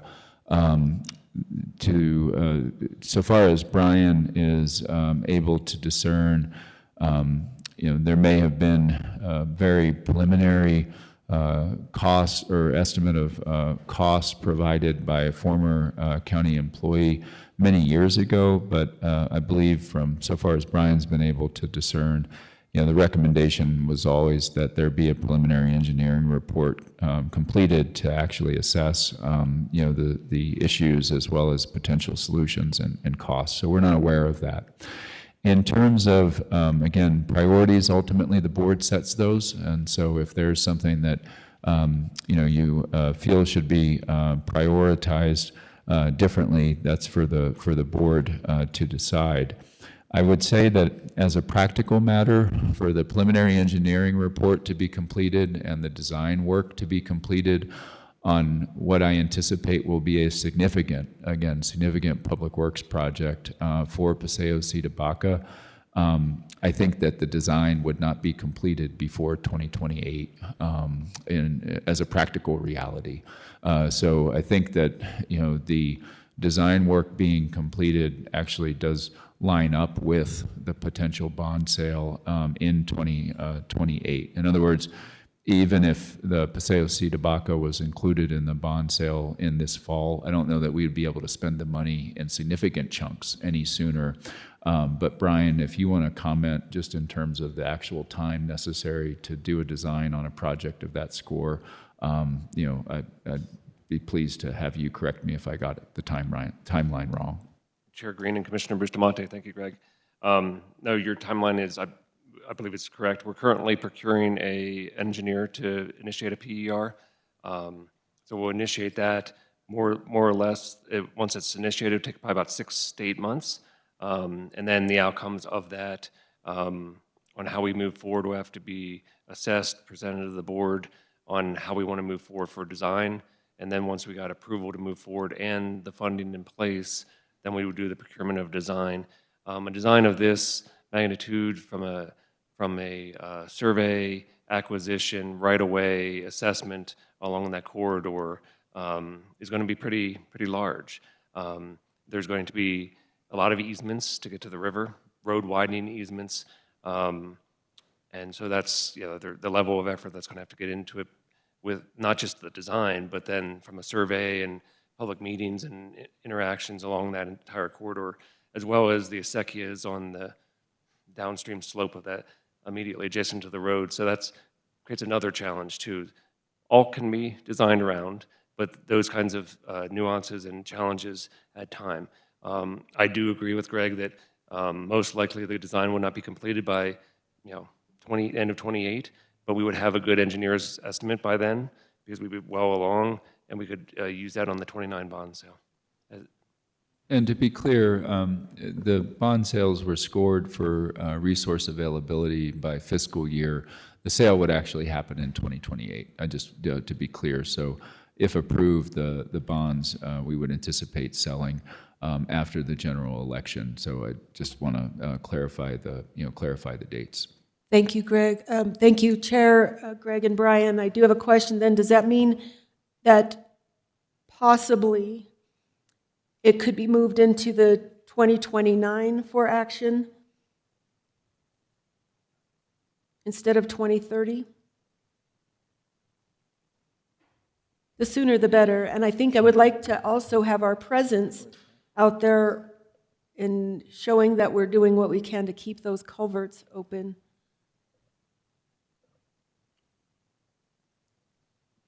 Chair Green and Commissioner Bustamante, regarding the culverts, I'll answer that first, or acknowledge that first. We heard from the Commission last year after the large storms, loud and clear. We do culvert maintenance throughout all our maintenance districts. We have the equipment, the staff to do that, along with road grading, along with pothole repair, along with everything else that goes, mowing, all those things that go along with road maintenance and right-of-way maintenance. What we did do, and I think the Commission took action on, if I'm not mistaken, 4 or 5 months ago, was to purchase a standalone jetter, 2 clean culverts to supplement the additional with the work that's already being done. In addition to that, I recently stood up a standalone crew that is developing culvert maintenance program throughout the county, in addition to the culvert maintenance that's already going on in each of these districts. We've filled those positions, and that crew started 2 weeks ago, and is starting to develop that plan and work through the system. So that we heard the need, we saw the need to supplement resources, and we did that. I think from a capital standpoint, I'll let Greg and Yvonne touch on that a little bit. But to what you were saying, I think that's a timing of when General Goodwin was going to be coming out in 28, is my understanding. So I think back to what resources are available, capital funding wise, and shifting things around, that could be a possibility. Thank you, And Chair. to Thank you, the- Brian. Oh, so if I could just answer your question, Commissioner Bustamante. In the capital plan as presented, Paseo Sitabaca is actually proposed for inclusion in the calendar year 28 bond sale, fiscal year 29. So on the sources and uses, that's where it's been slotted in at, again, an estimated cost, which is really, again, just an estimate until the PER is done, of $9.3 million. So again, that would be the timeline, and we've tried to build in funding associated with that timeline of PER and design completion, hopefully by the end of calendar year 28. So I can disregard the 2030 highlighted. Again, that is correct, and again, if there's something in the documentation that says 30, it's actually in the sources and uses slated for fiscal year 29, which would be the 2028 general election. Thank you. And only to emphasize I understand the complexity, and I think it's since recently we learned about culverts that were put in on private property. We have documentation of the easements that the county put the culverts on private property, and the easements were allowed to the private landowner, and those culverts are failing, and the landowner is seeing water collect up around her back door, and we run the risk of having another residence, and that would be the third, and I get calls when it rains. So I do want to just emphasize the criticalness of this particular situation, and knowing that likely we forgot because we change employees, but residents still sit there, and she knows that this culvert was put in once upon a time, and no one who put that in at that time works here any longer. So we had to do some homework to see what that culvert was about, and that's where we're running into. If we don't do something, there will be another residence that will have or may be affected by the water. So I thank you for that time, and I yield. Thank you. Thank you, Commissioner Bustamante. I would just recommend that you keep your persistence and stay on it, and maybe get some legislative money that can go faster than our bond sales. So, Yes, sir. Thank you. So anyway, thank you. It's a hard one. Yeah. Yep. Okay, Commissioner Hughes, go for it. Yeah, I just have a clarifying question. So the GEO bond questions, even though that designates like $6,500,000 for water and wastewater, and then it designates 3 projects, we don't necessarily have to spend the money on those 3 projects, right? It could change around. Same with roads, even though $14 million for roads, we don't have to do necessarily those exact roads. Chair Green, Commissioner Hughes, that is correct. Voters approve questions, not individual projects, and so long as the use of the proceeds are consistent with the voter authorizations, that type of reallocation, is permissible. It's not a legal risk; it's just more of a constituency risk, if those reallocations are made. But nothing prohibits you from doing that from a legal perspective. But we try to, put forth in front of voters what we anticipate relative to relative to projects and uses of funds. But you are accurate that they can be used for any road project. Okay, and then are you asking us to approve as part of the capital budget, the general obligation bond questions? Thank you for that question. We would actually, as we finalize things in July, we would be bringing forward a general obligation bond question resolution. So no approval necessary today. If you'd like us to, to look at other projects or differently, then we would like to know that. But the formal approval would again come in the form of a resolution, actually calling for the general obligation bond questions to be put on the ballot in the November general election. And at that time, because we would be going to the voters, we'd want to know what that project list is. But for purposes of building out, this plan, we wanted to at least put forward what our recommendations were. And again, ultimately, these priorities are the board's priorities. And so, if there are different priorities, then again, we'll adjust accordingly. Thank you. Yeah. Well, then, are you expecting us, or not expecting, but allowing us to approve the rest of the capital budget today, or how do you see this working out? The Commissioner, So, yeah, I would anticipate receiving feedback, and then the formal approval would be when we approve the final budget. So just like we did with the operating budget, if this looks good, then we will move forward to prepare the final budget for approval by the board in July. If there are tweaks that you would like to see made, then we would hear that now. But the formal approval of the capital budget would, again, come formally as part of the final budget approved in July. Okay, well, the one tweak I would like to make, and no one will be surprised by this, I would suggest that we do put the $10.5 million toward permanent supportive housing out of the uncommitted, unassigned fund balance. But other than that, I don't have any changes to this. Thank you. thank you. Commissioner Johnson. Thank you, Chair. Thank you, Manager Shaffer. Thank you to everyone in this room for all the hard work. I will be as brief as possible. I do have something to a proposed addition to the capital projects plan and to the ICIP, so I won't repeat myself when we get to that stage. I just, District 4 has a conundrum, specifically the traditional, pass that down, please, traditional historic community of Cañada de los Alamos. They've been struggling for two decades with well failures. They, from 2020 to 2025, had to tank water. The USDA drilled a new well for the mutual domestic in 2025 that pumps 1 gallon per minute. Recommendation for a mutual domestic of that size, 10 gallons, so 1/10 of what they are receiving. I've written out a proposal just for reference because it can be, we're tired. So I would like to propose District 4 requests that the Santa Fe County to Cañada de los Alamos mutual domestic water connection project be added to the capital budgets project plan.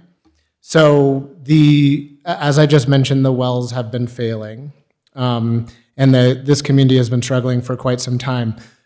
I absolutely agree with the philosophy that the management has proposed, but I do see that we need to have flexibility in both the budget and the ICIP approvals because we need to be strategic in how we approach project development.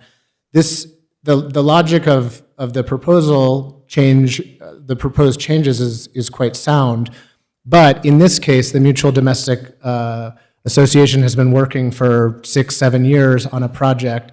They completed a preliminary engineering report in 2021, which was updated. So they have done scoping. As of this year, they finished a scoped feasibility study with Molson Corbin engineering firm.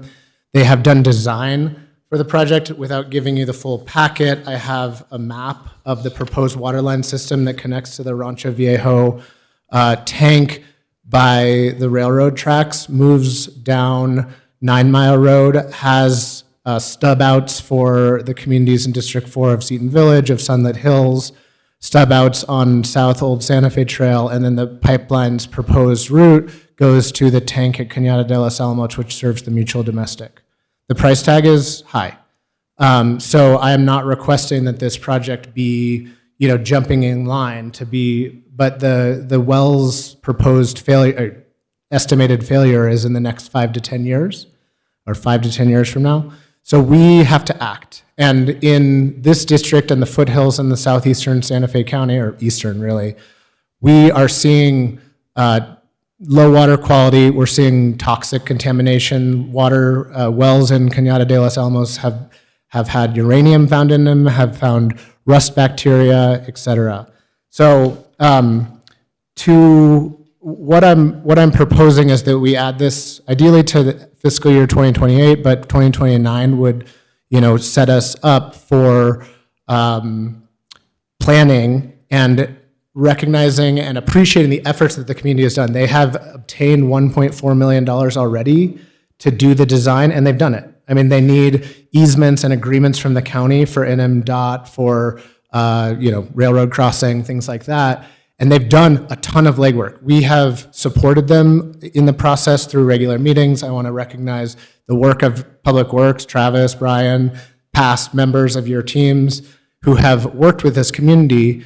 And in collaboration, in coordination, let's say with the county, the PER was expanded to anticipate future connections to the water line that the county would own. The mutual domestic has 60 users. They have requests for more, but they pump 1 gallon per minute. So they really can't add to it. So it's kind of a rock and a hard place situation for them, and a failing water situation. So I respectfully request that we add this to the capital plan, understanding that this will take time. The community has already demonstrated the ability to raise funds. I don't anticipate the county to pony up $16 million for this project, but I do want us to have skin in the game, because that's how they will be able, the county and the mutual domestic will be able to leverage funds from the Water Trust Board, from the offices of Worth and Shapansky, from the Army Corps of Engineers, from various other sources, RCAC, et cetera. I feel compelled to sort of make this proposal, because representing these folks who have done this kind of legwork in advance, and then to see our philosophy, which again I agree with, they have done much of the legwork. They have not completed the design because they need some permits, they need some easements with various property owners and controlling agencies. So I've given you a little just kind of fact sheet. I know that we don't have to approve the capital budget today, but I respectfully request that we add this to the capital budget. I'll stop for now. I'm happy to answer questions about this. I recognize that the project has, its value goes far into the future. The immediate realized value is, not the largest population, but as water continues to wells continue to fail in eastern Santa Fe, having a pipe water connection available to tap into, and in the designated growth area of sort of southeastern Rancho Viejo area, I believe that this project needs to be on our capital projects list. So I humbly ask for your support. Thank you. Thank you, Commissioner. I do want to discuss a commonality that I think I'm going to hear here based on some of my comments and the urgency of this, is that we have a bunch of projects in the water space, right? Extensions, whether it's Pojoaque Basin Regional Water System, Chupadero, Cuatro Villas, Hyde Park Road. There's a lot of them, and they're really expensive. And so I'm wondering if there is a separate presentation very specifically to look at how we can really bring all of these projects into a 5-year plan, maybe, whether it's through all sources. We think we could go to the Water Trust Board for this and not have to put it on a bond. That'd be great. We think we could go for this source and not have to put it. But when we do have to go for a bond, that is a great opportunity for us to do that. But these are so many projects in between that that it's a subject unto itself, and to have different communities sort of have to pick winners and losers, and especially with a big one like this, I think it needs to be comprehensively looked at holistically, water commitments, projects, and urgency, right? That's an urgent project. Hyde Park Road is a commitment. Chupadero, we have money already that we just got from the Water Trust Board. They've been waiting for 14 years, and they did the same amount of work. And that, you know, Cañada de los Alamos has a great opportunity to follow that model. I think water just generally, all of these, it has a high, super high value, and I think that there's a space for maybe a conversation before we commit ourselves to a capital plan, maybe not before we get to a ICIP list. But anyway, that's my thanks. And Commissioner Bustamante. If I could, Mr. Oh, I'm sorry, I didn't mean to interrupt. Thank you, Chair. Sorry, I'll be brief. I know. I do want to say that the individuals from Cañada did do a presentation to the WPAC, and the WPAC's very concerned. I do want to, and it's not in the interest of not putting it on here, we have, I can't tell you right off the top how many residents in La Cienega who have PFAS who just want clean water as soon as we can get it. And the only reason I didn't mention it as part of those priorities in our, because I understand after discussing this with Brian that we are going to, or I'm sorry, Greg, that we're going to have a study that's coming out and we'll know the breadth of it. And we have to know where we're going to get the water if we're going to provide it to that community. But I see this as an emergent problem, and I do want to concur with what you're saying. So thank you for the opportunity, Yeah. Chair. So just, agreeing with you, there are projects on my list. There's projects in La Cienega. There's going to be projects all over. I think that that's something that, if it's possible, to look at that before we go to the capital list, it would be great. And then we can,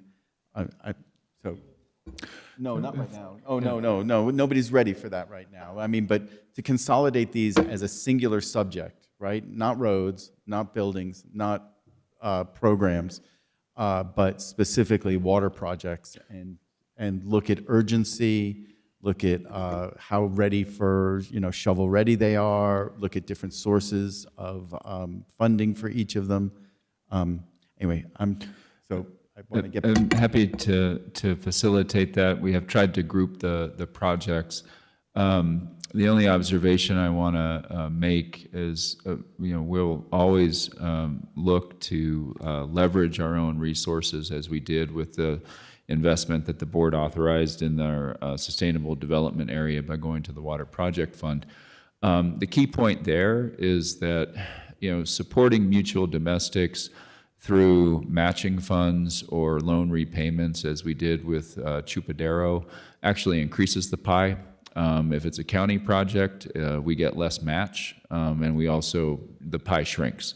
Right. Whereas in the case of Chupadero, the county was able to pursue its own project. Again, board-defined priorities. Chupadero was able to pursue their own project, and between the two, we netted $15 million. And so the mutual domestics, frankly, have leverage that we don't. Number one, and number two, candidly, the scope of the problem is such that this really does require legislative funding. I mean, as Commissioner Johnson mentioned, and I don't think he disagrees with this statement, I mean, $17 million for 24 customers currently is a heavy lift, and really the state needs to be and continue to be, in my view, the primary funder of those types of significant public works projects, relative to those systems. And so I think the county can and does has a way to help facilitate those projects.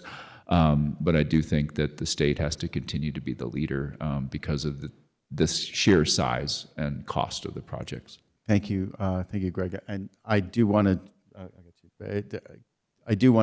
show that best practice that we, in partnership with Chupadero, made it where it wasn't our burden, but it was our partnership, that Chupadero got pretty much a grant, as opposed to us applying.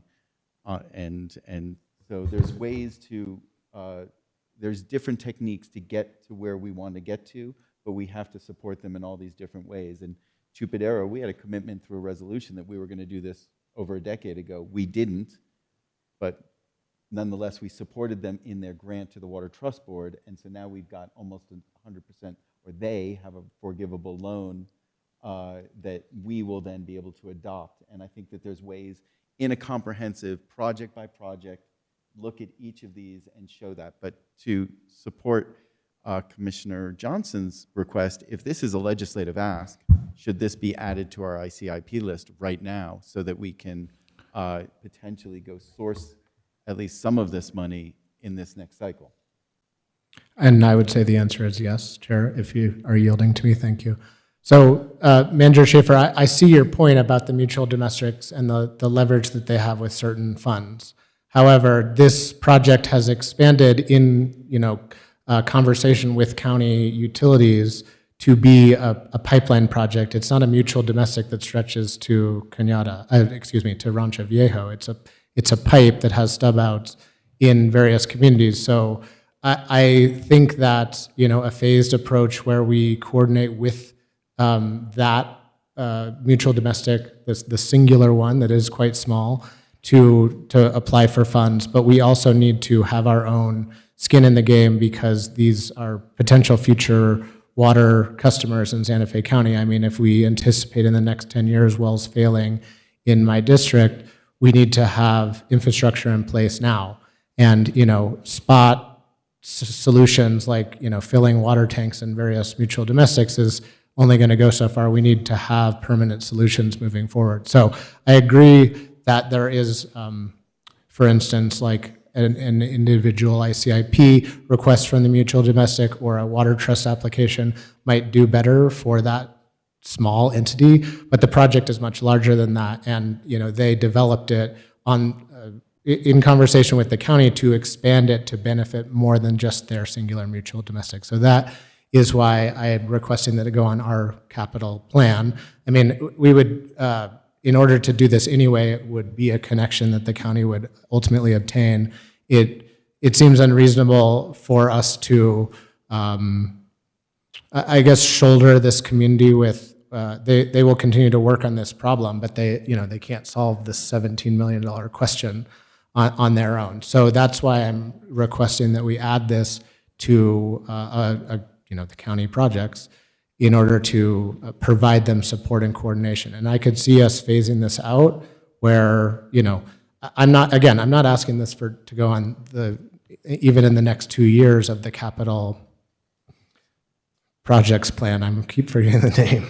So anyway, I understand that we have different opinions about this, but I think that this is the right thing to do for the constituents of this community, and it will have a benefit to part of District 5, small part, but and to District 4 in particular. So that's why I ask for your support in this matter. Thank you. To be clear, I don't know that we have a difference of opinion. I think we all agree that the state should pay the maximum amount possible always. Yes. So what we're talking about is Yes. how we position ourselves to have the state pay the maximum amount possible always. Yep. And I think that's, like I said, really we're talking about strategy as opposed to ultimate goal. Just to be clear.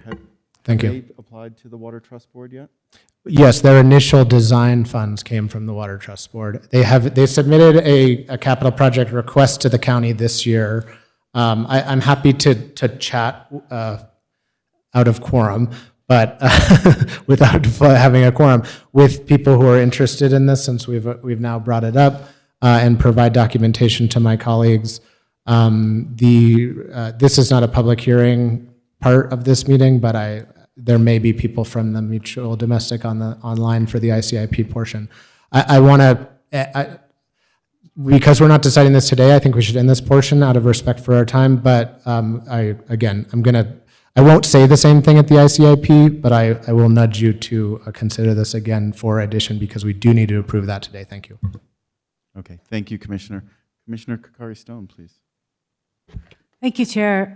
First, County Manager and the management team, Yvonne, Mr. Cordova, Mr. Schneider, Ms. Herrera, I meant to say. Thank you for all your work. I think this is a really great streamlined process. It's even better than last year, so thank you. Thank you for the visual of our process. I appreciate that. I have more questions on the ICIP, but I think you're up next, center stage, right? Okay, great. Brian, can you just tell me a little bit about the color coding and the relationship between Exhibit A and Exhibit B? I just want to be sure what you want to highlight in the points here between these two.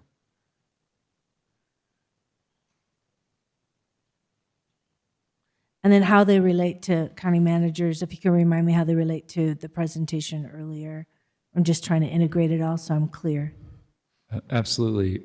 Thank you, Commissioner Kakari-Stone, for the question. So Exhibit A is the actual proposed 5-year capital projects plan, which contains our current, estimate of project cost, available resources, funding gaps, and then when additional resources might be, are anticipated to be needed over the next 5 years.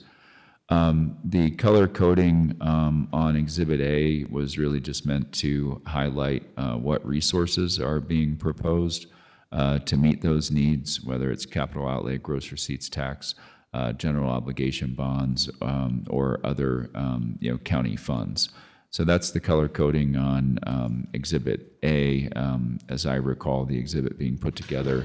I think on Exhibit B, that's the 5-year maintenance plan. I see now that there's green highlighting in the first year total. I don't believe that that was intended to carry any significance vis-a-vis source of funds or otherwise. Exhibit C really is meant to try and put forward in a different format, where sources and uses of potential county resources are going. That includes, again, both capital outlay, gross receipts tax funds, general obligation bond questions, and then to the extent other county funds are being proposed to be used, those are reflected there as well. That's primarily, I think, for the next phase of planning efforts for the jail expansion, but we also had some resources that accumulated in a few previous bond issue funds that we proposed to allocate to projects to use up those resources. So those are the three primary exhibits. And then D, we attempted to include individual project descriptions as well as budgets in a PDF with individual bookmarks. So those are the exhibits. And if we did seek to put the proposed ICIP, and which again at this point should mirror the capital plan into a geospatial map format, we were unable to do that before today's meeting, but we'll be happy to provide that to all commissioners after the meeting. Thank you. Thank you, I appreciate that. And there wasn't a color code key source, so I was just curious, so when I review this, what the red, the green, the blue are all?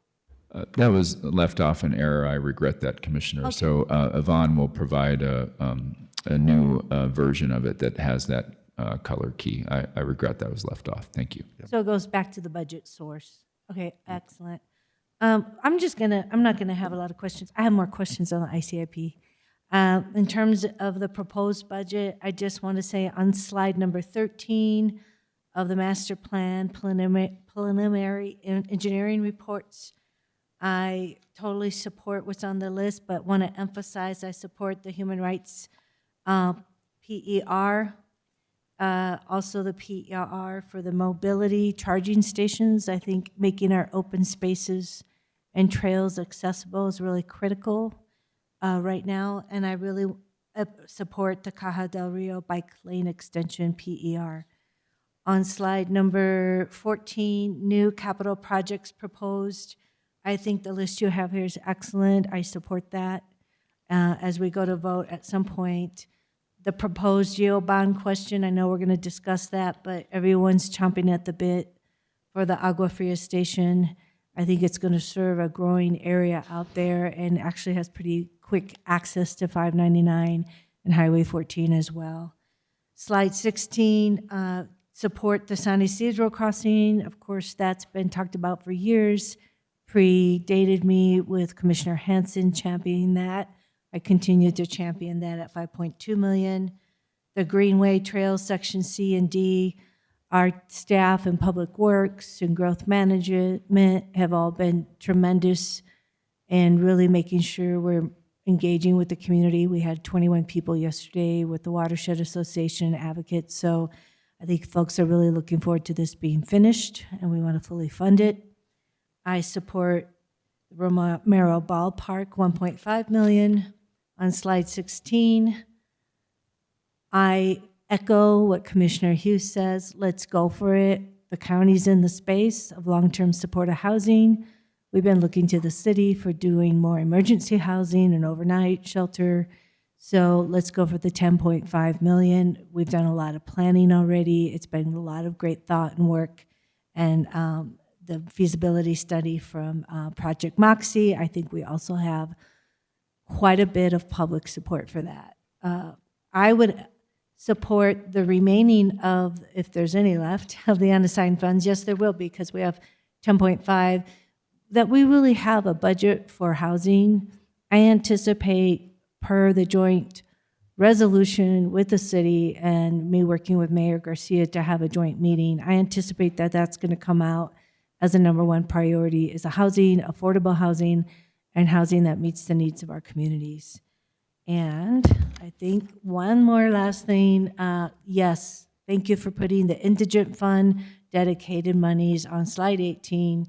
The Regional Youth Behavioral Health Center, again, hugely needed, is going to be a game changer. Thank you to our staff and our team for putting this forward. La Sala expansion, reentry, we heard a couple days ago, reentry, reentry, reentry. We really need that. And the adult detention facility remodels, so that we really align with behavioral health needs and we treat and we don't just imprison people. So thanks. Those are my final comments. Thank you, Commissioner Kokari-Stone. Sorry, no, Chair No, Green. you're done. Sorry, just kidding. I did want to support Commissioner Johnson. I think you put a thoughtful proposal here together, and I appreciate you advocating behalf on your district. And I also appreciate that you're putting something well thought out and has a lot of support and some preliminary study and design work. So I support a stepwise approach to this, knowing we can't fund the whole 16 million, but just know I stand with you and with District 5. 4. I'm always like 4 or 5. Okay, thanks. Okay, thank you, Commissioner Kokari-Stone. I don't want to necessarily get into specific projects here. I think we can talk offline for that because for everybody's time here.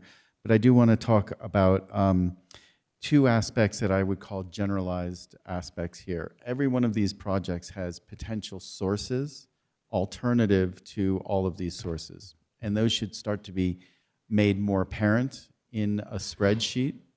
So for instance, if it's a water project, there's the Water Trust Board that we talked about. If it is a senior center, it's got all sorts of senior money. If it's from fire, it has fire money. And so that we can start to see the capital stack that's going to start to come to these things, and that we can then fill the gaps more with more of an idea of where things are here. And that would be my suggestion, and sort of a way for us to make more or better decisions from this perspective. I also recommend that we continue to start working the legislature, right? I would love to see on every one of these projects that is on here, how have we made contact with the senators and representatives who represent those projects, right? If Cañada de los Alamos has the support of Senator Worth and Representative Spansky, then those should be put in there, and we should be working this summer, not waiting till January to get that put into the capital budget, not into ICIP. This is a big enough project that no senator is going to support it in ICIP, but it's going to have to go to legislative finance and say this is one of those projects. Every project should have a champion in the legislature if we're putting it on the ICIP list, period. We should say, we've talked to them, they tell us they love this, they're going to commit to this, you know, given that they're going to get an order of magnitude, 2 million, 3 million, 4 million, whatever that number is. And if it isn't going to cover it, then how are we going to cover it in other ways? And I think that that's a big, long-term, strategic, knowledgeable, they live here, our representatives, and we have a home field advantage at the legislature. So I do have a bunch of projects that are on my list, but I'm not going to belabor the point here. We can talk about that on Monday and again on Tuesday. And I'll talk to you all on Monday. I'll talk to us up here on Tuesday. So, yeah, we got a lot to talk about on Tuesday. But, you know, hey, somebody just might want to table their project. Anyway, thank you very much for all of this. Let's move on to ICIP, please. No, I got to go. Please. Thank you. Okay. First of all, can you hear me, Chairman? Move a little closer. Yes, please. All right. Thank you.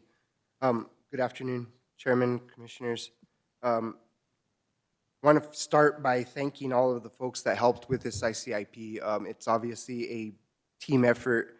Our Capital Improvement Committee internally, I want to thank Alexandra Latt, Growth Management Department, and their planning team, Ann Ryan, our Community Services Department, and her seniors and ASD team, Brian Snyder, Public Works Projects team, Jonathan Butler in Community Development and Sustainability.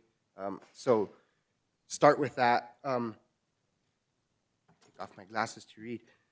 So the reason we're here today, staff is asking to conduct the second public hearing for the Santa Fe County Infrastructure Capital Improvement Plan for the fiscal years 28 through 31. Pardon my typo. The board will be asked to adopt the final ICIP by resolution. Resolution is attached Exhibit A, and upon completion of the list, which is Exhibit B, we'll add the list to the resolution. So I just want to make that point clear. Some background, the ICIP serves as an essential planning tool for the county. You've heard this often, but it's important to recognize that the ICIP is not a wish list, a funding application, or a funding source, or a capital outlay request. The process includes identifying and securing funding sources, such as support with state and federal grants, as well as the funding from the county's capital budget. Given that available funding is limited and meeting community needs is critical, prioritizing capital projects is crucial.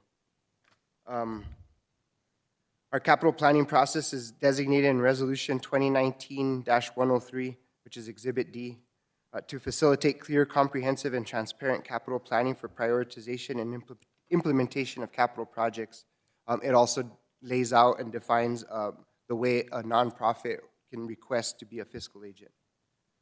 Projects are reviewed for county feasibility and scoped, then evaluated, prioritized in the 5-year ICIP, which is adopted by resolution. Your last ICIP was Resolution 2026-018. That's Exhibit C. That was submitted to New Mexico Department of Finance and Administration, and then we budgeted accordingly. Unlike prior years, this year we are combining our efforts with our senior services team and the Aging and Long-Term Services Department. They have aligned their submission of the seniors ICIP to the same date of July 1st as our normal capital ICIP. So we were able to combine our efforts in public outreach, as well as the senior team doing additional public outreach through different methods, such as surveys and just getting out to their seniors. The previous senior ICIP that was adopted by the BCC was on March 25th, and that's Exhibit F. That one was not updated, so that was a 2025 resolution. As I mentioned, public engagement is a key component, ensuring community needs and priorities are addressed. Senior services sought senior-specific input in the late fall through a variety of methods, as I mentioned, and all applicable county staff participated in countywide community outreach on February 24th, 2026. I want to thank our planning team, which really helped guide and lead that. County staff is presenting the 2832 ICIP today, and we are asking for a public hearing so that we have an additional opportunity for the public to have an outreach and opportunity to speak towards our plan. And I want to point out Exhibit E is the PowerPoint that was presented to the public. So I'm not going to go through that PowerPoint today, but that was essentially what was presented to the public and available to you for reference. DFA has this year provided infrastructure capital improvement guidelines, which is Exhibit G, as a guidance document that states lots of things that we did follow, and I want to at least mention that we were pretty close to that guidance for the most part before we started, and then we did adapt to that guidance to complete our entries into the ICIP. Some of that does demonstrate the deadlines, so I want to quickly touch on the submission. As you heard, it is July 1st by resolution. There is an opportunity to request an extension. However, the extensions will be received and approved on a case-by-case basis, and it then eliminates our opportunity to do what they have as an amendment process. So if we do not get our ICIP on time by July 1st, we do not have the opportunity to amend our ICIP later, which is at a date of November 1st. That amendment process does allow us to basically rearrange our projects but not add any new projects. So today, or as we approve this for our July 1st deadline, those are the projects that will be put on the ICIP, and our November 1st deadline allows us to reprioritize for our top 5, top 10, or whatever we decide that we want to prioritize going into that. So I'll also mention right now, Exhibit B, the list of recommended projects has no particular order or rating or ranking. I just want to put that out there. Additional guidance that was given included project specificity. For example, I suggest that we no longer include general placeholder projects. They suggest do not generalize. For example, no street improvements category. That should be identified as a specific street name and the type of improvements that we're pursuing. So that was taken into account, and that's one of the basis of some of the projects removals, which I'll go through that list shortly. Another important guidance that I think Manager Shaffer went through pretty well and demonstrated is they really want us to identify the funding needs and possible funding sources to establish a preliminary implementation plan for each project. So that's big. I think that's a big reason why it was so valuable to take a look at our capital budget and the 5-year planning that we have, taking a look at our sources and uses and what's available to us, and do our best to plan based on those sources, understanding that any additional revenues that we can receive from either the state, federal, or any grant opportunities would then free up some of the county money for other projects. So that was the goal. As you heard, we're setting it up that way. There's been a little bit of, well, there's always talk about capital outlay reform. In last year's legislative session, they passed a bill that attempts to start working towards capital outlay reform. However, in my opinion, what it does is create incentive on the back end for us to be better prepared on the front end. So what they're doing is saying no more reauthorizations, and basically be prepared to spend your money when you ask for it, or it will be clawed back. And so I think that's another reason why we really focused on the projects that we know we can hit the ground running with, and that if we receive funding, as I mentioned before, it's additional and it's not as much of a need to complete the project. We are ready to complete the project with or without the funding. Their funding allows us to subsidize some of our county funds and move forward. So I think it's very important that we keep that in our focus, that if we are going to ask for it, we need to be prepared to spend it as soon as possible. The ICIP, after being approved by the board, is then submitted and reviewed by the legislators, governor's office, or the Department of Finance and Administration, the public, and other stakeholders and decision makers. It involves collaboration with various stakeholders, including intergovernmental leaders, the county commissioners, community organizers, and residents. So at this time, I wanted to move on, and if we could take a look at Exhibit B quickly to go through this. I got my glasses back on. I'm not going to go through every project on here. You guys have this. I do apologize for getting it a little late to you, but we've been working to really fine tune it. What I want to specifically highlight, if you could go down to the last page, is the distinction between our normal projects. As Greg mentioned, we did break them into categories, but the senior services, I wanted to highlight this specifically because we are now combining it with our normal ICIP, so it will be in the resolution you adopt, and these specific projects go to a different funding source. So these will be sent back to aging and long-term services, and I believe they're going to be recommended as a part of general obligation bond at the state level. We have Maddie Byers here from Senior Services to answer any questions you might have specific to Senior Services ICIP, but I wanted to mention that, and we'll hold for questions, but I have backup for those if we need to. The next list I wanted to really take a look at is Exhibit C.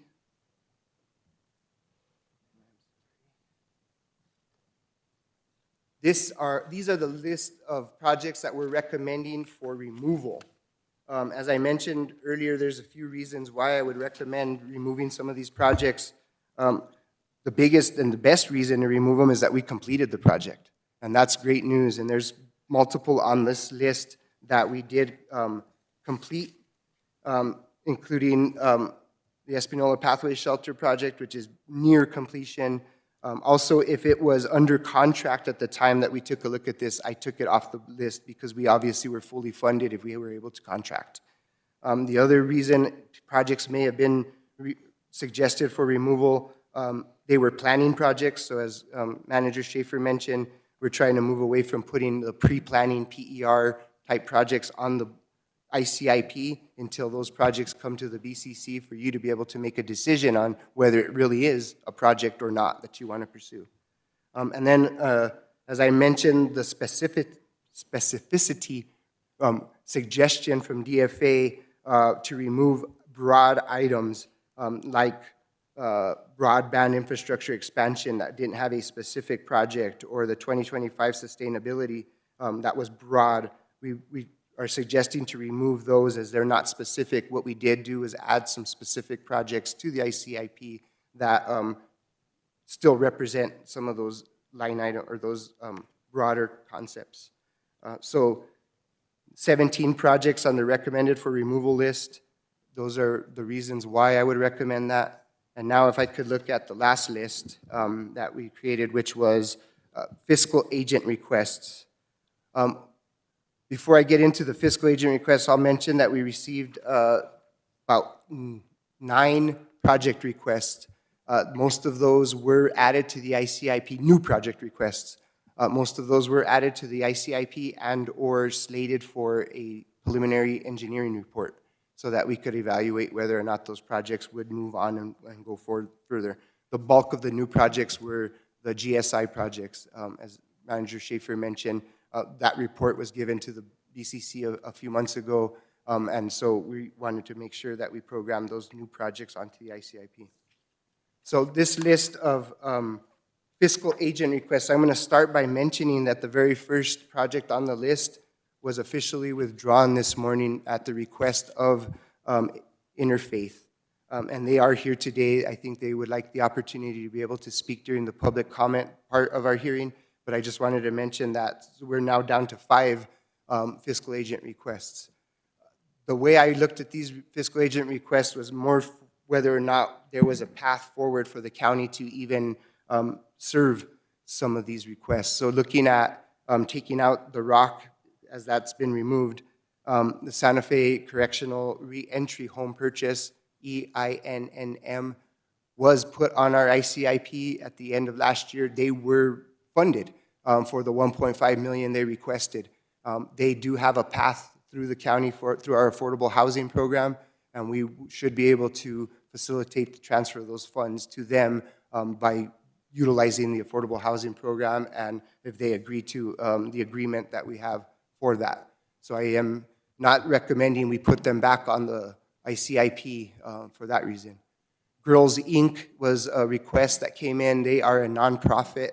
I did reach out to them at the contact that was provided to ask a few questions about whether or not they would be okay with one, maybe the county owning the building. That wasn't something they were very interested in. Therefore, we do have a true anti-donation concern, and it would require a lot more finessing to be able to even think about how we might be able to transfer those funds to that particular nonprofit. Because of that, I would not recommend that we add it to the ICIP. Very similar with the Human Rights Alliance. It is a potential anti-donation concern, and instead the recommendation was to take a look at to do a PER to take a look at their needs and see how through that process we might be able to facilitate an opportunity to help them facilitate funds. But right now, I do see a potential anti-donation concern, and from my perspective, I would not recommend putting on the ICIP. The next project, this is what Commissioner Johnson mentioned, Cañada de los Alamos water line extension. This is a little bit different, I will admit, that they are their own local public body, and that is a big difference than the others that are either a nonprofit or a for-profit entity. So Cañada de los Alamos, I did not recommend moving it forward for a lot of reasons. The main one being some of the DFA guidance we got was that there should be one ICIP entry dependent on who's taking the lead on the project. Cañada de los Alamos is able to do their own ICIP. And if they did put this project on their ICIP and it is their only project, then they clearly would be the priority for their ICIP. The design is being led by them, and they continue to be the leader of the project until we come to an agreement of the county stepping in and taking over or assigning it as our own project. So I completely understand and respect Commissioner Johnson's perspective as a commissioner from staff perspective. That's why I would not recommend necessarily putting it on our ICIP, because they have the opportunity to put it on their own ICIP. And I think in future years, I would likely change that opinion as we develop the project further. Of course, at the end of the day, I do what you tell me to do. So if that project is recommended, we will make sure it gets on the ICIP.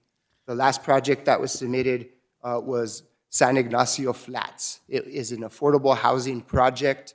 It came to us to be on the ICIP, but it also came with a request for a letter of support for Department of Workforce Solution funding. We would prefer to support the project in that manner than to recommend putting it on the ICIP. It's a total project of $73 million. It's very similar to our Nueva Acequia project. I believe they're pursuing 4% low-income housing tax credits.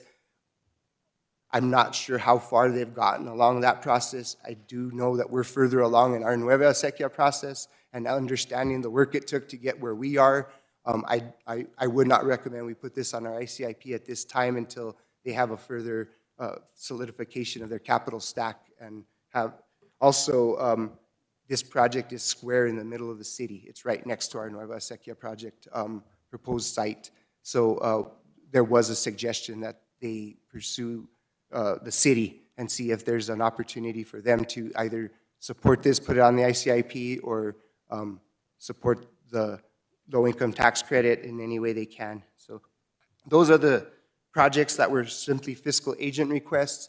We did not rate or rank those projects internally. We just brought those forward for you all to make a decision after doing a little bit of due diligence to reach out to each of them to understand what their project looked like.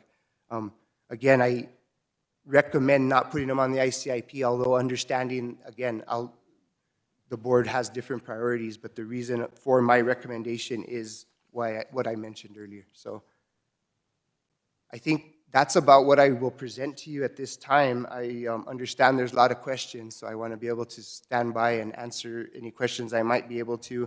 If it's senior related, I'm going to be looking at Maddie for some help, and I may be looking at everyone else in the room for help depending on what the question is. So thank you, commissioners. I stand for questions. Thank you, Leandro. Commissioners, go ahead. Okay. Mine's super fast. This is a huge, thank you so much. I know you've been working very, very hard on this. I just really want to thank you, Mr. Cordova, and everyone who's assisted in this process, because I know you really started to take a good look at it last year, and we were looking at a list, like well, as we started the whole meeting, that there was this wish list and things got moved around and however. But I do really want to commend you on really tackling this and acknowledging that you have put a lot of effort into getting us to where we are in our ability to make some decisions. So thank you for that, sincerely. Thank you. Commissioner Kakari-Stone, please. Thank you, Chair. I concur with Commissioner Bustamante. Thank you for, you keep getting more organized around it, and I appreciate those efforts as well. Just in terms of the list that, do you want us to vote today to archive or expire the list that you have in terms of recommended removal? Madam Chair, I believe the official action I would request is the resolution to adopt the project list for recommendation. I wanted to make sure you saw the projects that were being recommended for removal in case you disagree and want to suggest putting one back. Okay, I might have missed it, so that statement's already baked into the resolution to remove. Okay, gotcha. So in terms of the 6, usually I thought you rank and rate them in terms of health, safety. You didn't do that this year? Not yet. Not yet? No, Okay. and Mr. Chair, Commissioner Kakari-Stone, I don't recall in my 4 years getting so many fiscal agent requests of this type. This year was a little unique in the fact that we got so many of them in this sense that I don't know if we ever really needed to address it separately in the past. So that's part of why we looked at it a little bit differently. In the past, some of the fiscal agent requests we got were actually closer to a project that could be scored. Some of these were far away from the type of project we're used to scoring. So that was the reason why we chose not to officially score them. Okay, so just for clarification, so the list of 6 you're not recommending for funding? That in is the correct. short table? You're not? Madam Okay. Chair, Commissioner, that And is the- correct. I do not recommend from staff's perspective for the reasons I mentioned. And the ones you are recommending? That would be the 57 or so projects in the first list and the 6 senior center projects. So the Exhibit B, I believe it is. Right, okay, I just want to be clear. And at what point are you going to rank them in terms of the scoring? Rate them? Given that we have the ability to amend the ICIP before November 1st, I'd like a little time to see if we get any additional guidance. Last year, we received guidance from the governor's office as late as September, and that helped shape some of the ways that we wanted to rank and arrange when we presented that back to you for amendment last year. So yes, by November 1st, prior to that, we will certainly bring a more rated, ranked, and list that shows what our priorities would be that we would recommend the board. Thank you, Mr. Cordova. So the Human Rights Alliance, the LGBTQI2S+ Center would be, it is on our list for a preliminary engineering report in that bucket. So we're going to take that first step. Okay, I just want to be sure. Thank you. That's all I have. Thanks. Thank you, Commissioner Kakari-Stone. Commissioners, Commissioner Johnson. Chair, thank you. Thank you, Leandro, for that presentation. Very clear, and I like the way that it's presented. I do have a little bit more to say. I wonder if we might go to public comment. I'm happy to go to public. I was just going to get. So I'll yield until after public comment. Thank you. Commissioner Hughes. Great. This is a, go for it. Thank you for allowing this, Chair. I do have one question, and I really look to Jonathan for this. ICIP is also available, and we're creating our arts and culture group, formalizing that as something. Is it premature for, I know they're working and have been working off of an existing plan, but the ICIP is an appropriate venue or source of money for those types of projects? Yeah, we look to bring for you all's consideration, we were anticipating doing at the last meeting in June. We are looking to do it in July. The full presentation for you for our recommendations. At the current state, we have the resources we believe we need to be able to do what we anticipate next year, in the next fiscal year. Maybe subsequently, you will be presented with information during that year that might ask you to consider something else. But at the present time, we think it might be premature to Thank include you. anything. Thank you, Jonathan. Thank you, Commissioner Bustamante. This is a public hearing. We would love to hear from all of you. I know that we have some people online and we have some people in the chambers. If the folks in the chambers would like to approach and be ready to identify themselves and provide a 2-minute commentary about this plan and any proposed thoughts that they might have. Are we swearing in? Okay. Guess what? You're going to have to swear on something. So would you raise your right hand? Sorry, I'm going to let the clerk do the official swearing in language. Do you swear to tell the truth, the whole truth, and nothing but the truth? I do. And for the record, before you testify, please state your name, address, and that you understand that you are under oath. My name is Dave Weir, and I reside at 1340 Canyon Road. And yes, I understand I'm under oath. Thank you. Good afternoon, Commissioners. As I just mentioned, my name is Dave Weir. I'm the Treasurer of the Board of Interfaith Community Services. This week, the Santa Fe councilors voted against putting the rock on its ICIP. Multiple councilors expressed the view that Interfaith and the rock are not ready for this investment. While we respectfully disagree, we also recognize that trust is earned over time. We remain committed to working collaboratively with elected officials, neighborhood residents, businesses, service providers, and community partners to continue to strengthen this project, listening to concerns and demonstrating our readiness through our actions. For these reasons, we respectfully withdraw our request for the county to add the rock to its ICIP at this time. Thank you very much. Thank you very much. Thanks for working with us and all the work that you do. Just to, this is not the end of this conversation. I think you know that, and we are all in support of homelessness solutions, and we really admire the work you've done and the work you're doing, and we hope to be there. Maybe not an ICIP, but there's physical agency. There's lots of ways that we can support you, so please don't go too far. Chairman Green, thank you very much, and councilors for that, and we look forward to continuing our partnership. Great, thank you. Yes. Is there anybody else in the chambers that would wish to speak to the ICIP list? Seeing none online, I think I saw a hand raised. Mr. Chair, we have one person online, Cheetah Gillis. Excellent. Ms. Gillis, would you please be sworn in? Yes. Can you hear me? We can. Yes. Thank you. Okay. Do you swear to tell the truth, the whole truth, and nothing but the truth? Yes, I do. And for the record, before you testify, please state your name, address, and that you understand you are under oath.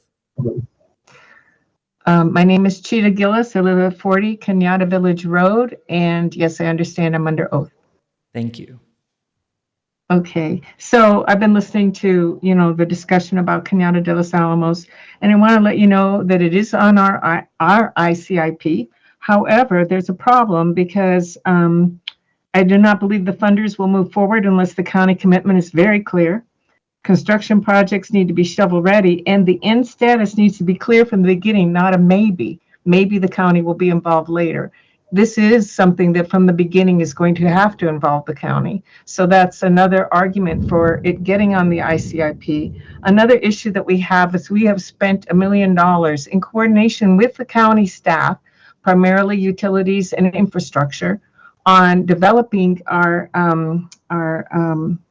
design of this project, but we still have $300,000+ left, and what that is left for is we need to have the MOU. We need to know who is going to be responsible for what between our organization and the county in the final operation of the project. And then we also need easement agreements and the New Mexico Department of Transportation crossing permits to be in the county's name, because it's not in our area. We have easement agreements that have to do with our community and our tank.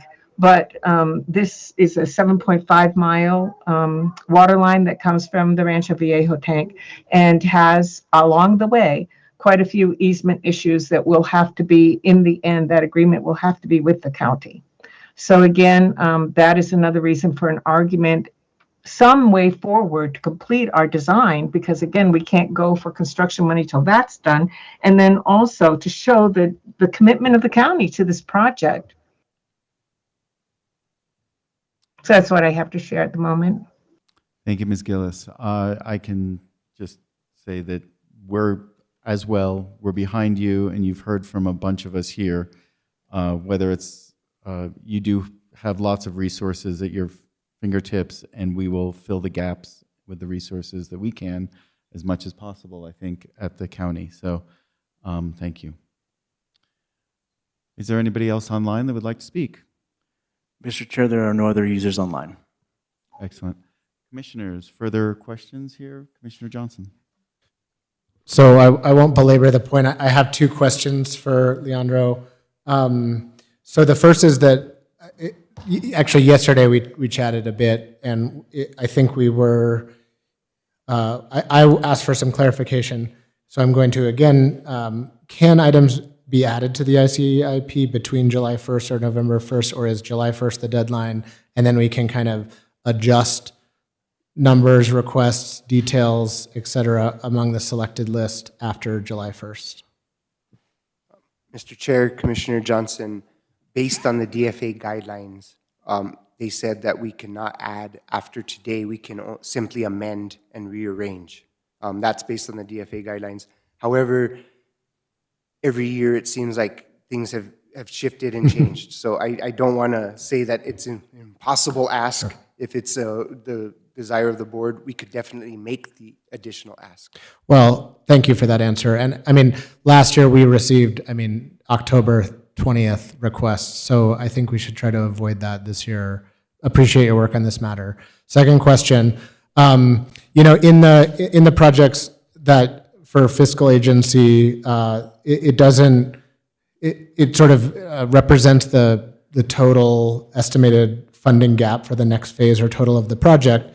I'm wondering if we were to move the Cañada de los Alamos waterline extension to the ICIP, to our ICIP, the $16 million ask is not going to happen in one fell swoop. Could we phase that ask in order to sort of build the capacity and begin in earnest with a $1.5 million request to sort of right size the request? What is more reasonable then? Mr. Chair, Commissioner Johnson, based on the DFA guidance again, they do prefer that we look at either entire projects or phases that can be completed as a standalone phase. So to answer your question, I think we don't, without the design being complete, know what phases would look like for the construction. If we were to move in that direction, I think my suggestion would be to perhaps looking at the completion of the design phase they're in and say, hey, here's a funding gap, or that would just be my suggestion. I don't know if that works or if that gets us to our end goal. Thank you. I appreciate that. And so if we were to add it today and it had, the full price tag on it, we could adjust that request between July 1st and November 1st in coordination with a better understanding of this. I know that this is that I am requesting my fellow commissioners to support this, but I also want to indicate that I'm not trying to hog ICIP and the project's initiation is not immediate. But I think Ms. Gillis's point is well taken, which is that showing legislators and being able to point to something for funding sources of county commitment is essential to them moving forward in their limited capacity as a small mutual domestic. So what I'm trying to say is I would request that we add it to the ICIP with the understanding that we get with the mutual domestic and identify the sort of right-sized ask, because we know that the full funding would not come through. It would be great if it did, but it would, the pot is only so big. And so I wouldn't also want to take away from other projects. And also, I think strategically you want to make asks that are achievable. So that's my proposal. Thank you. Thank you, Commissioner. Commissioner Hughes.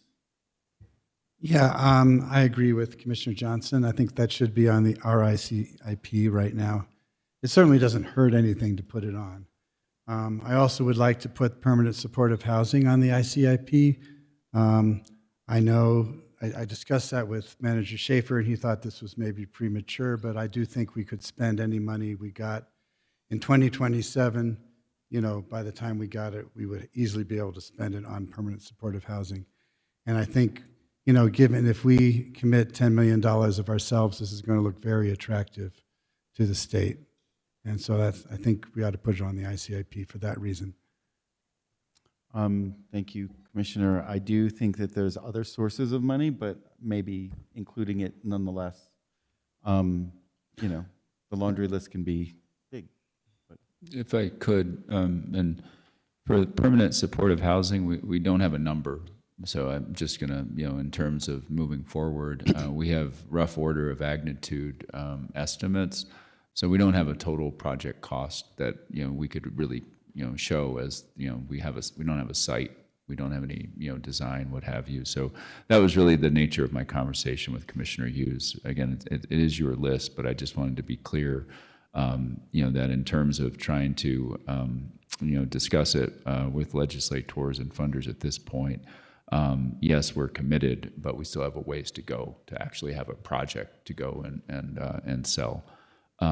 In terms of the Canado de los Alamos, I just want to be clear that our ICIP is our planning document, and so whatever number is on there, what we're trying to get at is that we're committed to that. And so to put the full ask on it, like I said, you can amend it, but I just want to provide that perspective of if it's trying to capture our commitment, putting it on the ICIP isn't a commitment of county resources. And so I think that there are other ways to potentially, achieve it.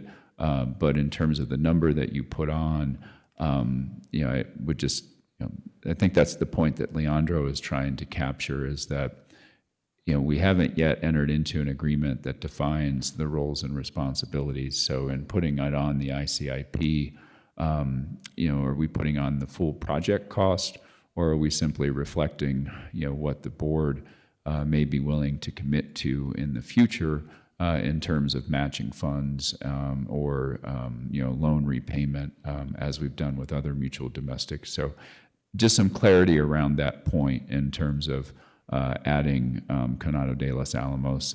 Yes, you can amend it, but I think it would be useful as well to just think about what is it that we're putting on, because if it's a commitment of resources, then it should reflect what we're reasonably committed to, and then it should be on the capital planning in order to reflect the fact that we're planning to make that commitment. So that's, again, how they go hand in hand. Thank you. Thank you, Chair. I have a question about this, and because it is something that we don't have the absolute details, but we know we want. And when we look at what could possibly be put in front of the legislature, I feel like that's something that as a state, in the biggest picture, everyone should be working on. And if we had something that it wasn't necessarily just a specific ICIP ask for a project, we don't know what it would be yet, but to have them to start to commit to what this larger pot of money would be to assure that as projects come available, and I say, despite all the concerns that the ROC had, right, that when something like that comes forth, and we know there are state funds specifically for this, that would be our ask. We want this to be something that's available and not just the county project, but a more permanent solution to permanent supportive housing, if that makes a strong case for it. I mean, I kind of wonder, this is, I guess, a question for Leandro and for Greg, that if we create a laundry list with some order of magnitude, not the 100% number, but we know that we're going to edit it by November, but we can't add anything between now and November, and we probably can remove things between now and November, and we're going to prioritize and seek guidance between now and November. Now we have to add everything. And then we can pare it down and get harder numbers, maybe delay something and say this is going to happen in a future year. Or am I wrong? Mr. Chair, I think the purpose of the guidance from DFA is to avoid us adding everything. I think the reason why they gave us the direction to be specific, not be broad, to find your funding sources, be prepared to spend and have a timeline, is so that the projects we put on truly are the type of projects that we can complete. I think, I'll just tell you, my concern is if we put on a project we're not ready to spend the money on, and we get, say, $1 million, say somebody wants to give us $1 million for Canal de los Alamos, and we need 16, we may be at risk of losing the $1 million. And then that would be unfortunate. So we're kind of putting ourselves ahead of our ability to spend the money. I understand. I'm just saying if we have to add to the list by Wednesday, and then, or skip a year, and then by Wednesday we put it on the list, it's into something, and then we have November to get to the point to know whether that $1 million is something that we could use in a timely manner and not give it back, then we're going to go move ahead and affirm that in November. And if not, then we're also going to come back and we're going to say, we're not ready. But it's a challenge for you, for us, to get ready by November for whatever we think is the right number that we can spend in those years, that we also go talk to the legislators, right? If we go talk and say this summer, go talk to Senator Worth, go talk to Representative Sapansky, and whoever else is going to be a champion of this at the legislature, and just say, look, we're going to go for $1 million. You think you can do that? And they go, no. Well, then maybe it's not worth bothering. But if it's not on the list, we lose all the opportunity. Yeah. 100%. Thank you, Chair. So to answer your question, Manager Shaffer, I think it would be appropriate to sort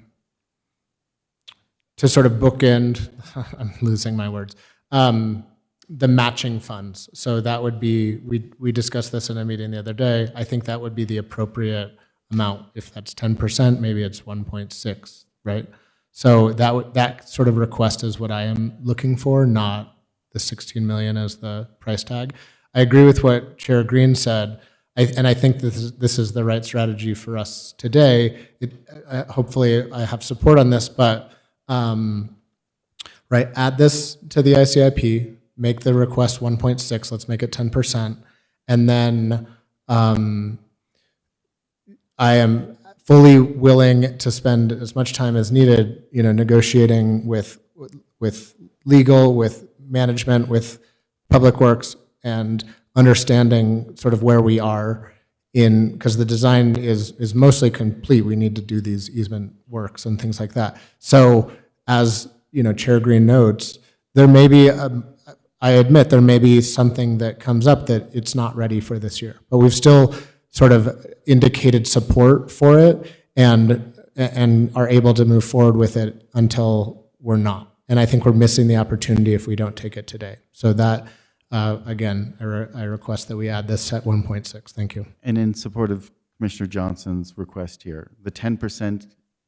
goes to the greater project, but might be the assets that are ours at this point, and the mutual domestic is going to keep it on their list for the other large portion that is theirs, and we can find, like the pipeline that interconnects, that's going to be ours.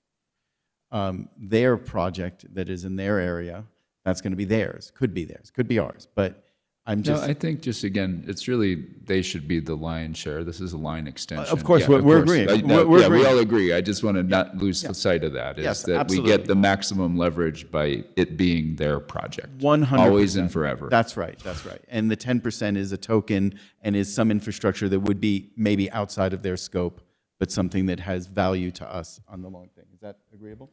Okay, thank you. Commissioner Kokari-Stone. Thank you, Chair Green. So Commissioner Hughes, we have the 10.5 million on the unassigned fund balance, right, for permanent supportive housing. And then I'm looking at the report that Jan Lopez did with Project Moxie. What amount are you proposing to put on the ICIP? Because I support this, but I want to know what Well, dollar thank you. amount. I was looking at her report too, and she estimates the total cost would be 17 million. 17 million. And that's only an estimate, but I don't think we need more than an estimate on the ICIP, because we can change Okay. that if we get a different cost. So I would say 17 million. Okay, so let me go backwards so I'm clear on what I can ally with you to support. We have 10.5 million proposed on the uncommitted assigned fund balance to permanent supportive housing. You're say 17 million on top of that? No. I just want to be sure. No, 7 million on top of that. 7 million, great. No, if I could, just to clarify, and I'm sorry to interrupt, but I want to be clear. The 10 million is primarily not capital. Again, the hardest money to get, because it's not capital outlay and it doesn't come from low-income housing tax credits, are the guarantees that you need for a permanent supportive housing, which are the operational guarantee and the services guarantee. That's separate and apart from the capital cost of the project. So the capital cost of the project, other than potentially the congressionally directed spending money, we're starting at zero. We put a placeholder as a $2 million funding gap if needed, but the amount that would be reflected on the ICIP would be the capital cost of the project. And again, the 10 million that would be allocated from unassigned and uncommitted general fund balance, for the most part, that's not going to the capital cost. That's going to the guarantees that we have to have money in the bank for the project to actually go forward.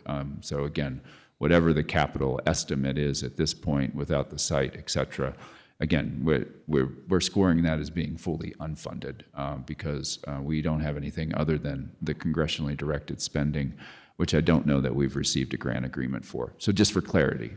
I like that clarity, and I think it's great to have it for the record. So we really do need, looking at the report, a total of 17 million. Do we want to put that on the whole thing or just shave it down a bit, Commissioner Hughes? Well, the money we have from Senator Heinrich, that's capital, isn't it? Capital funding?